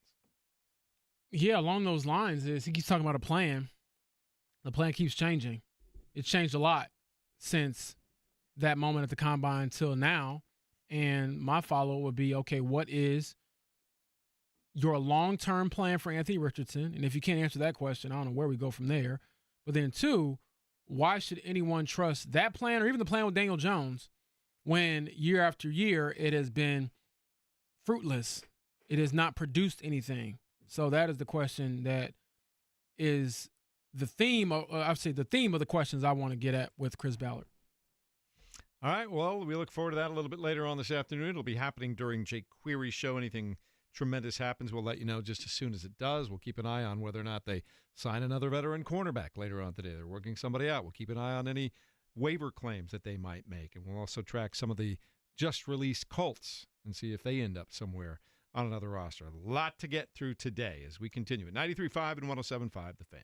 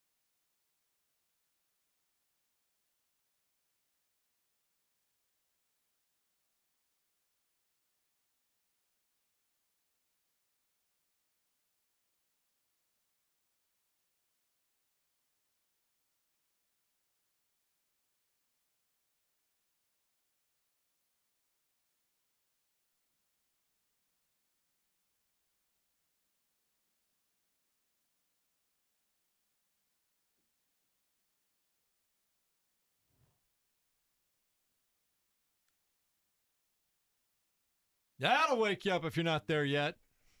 9:45 in the morning.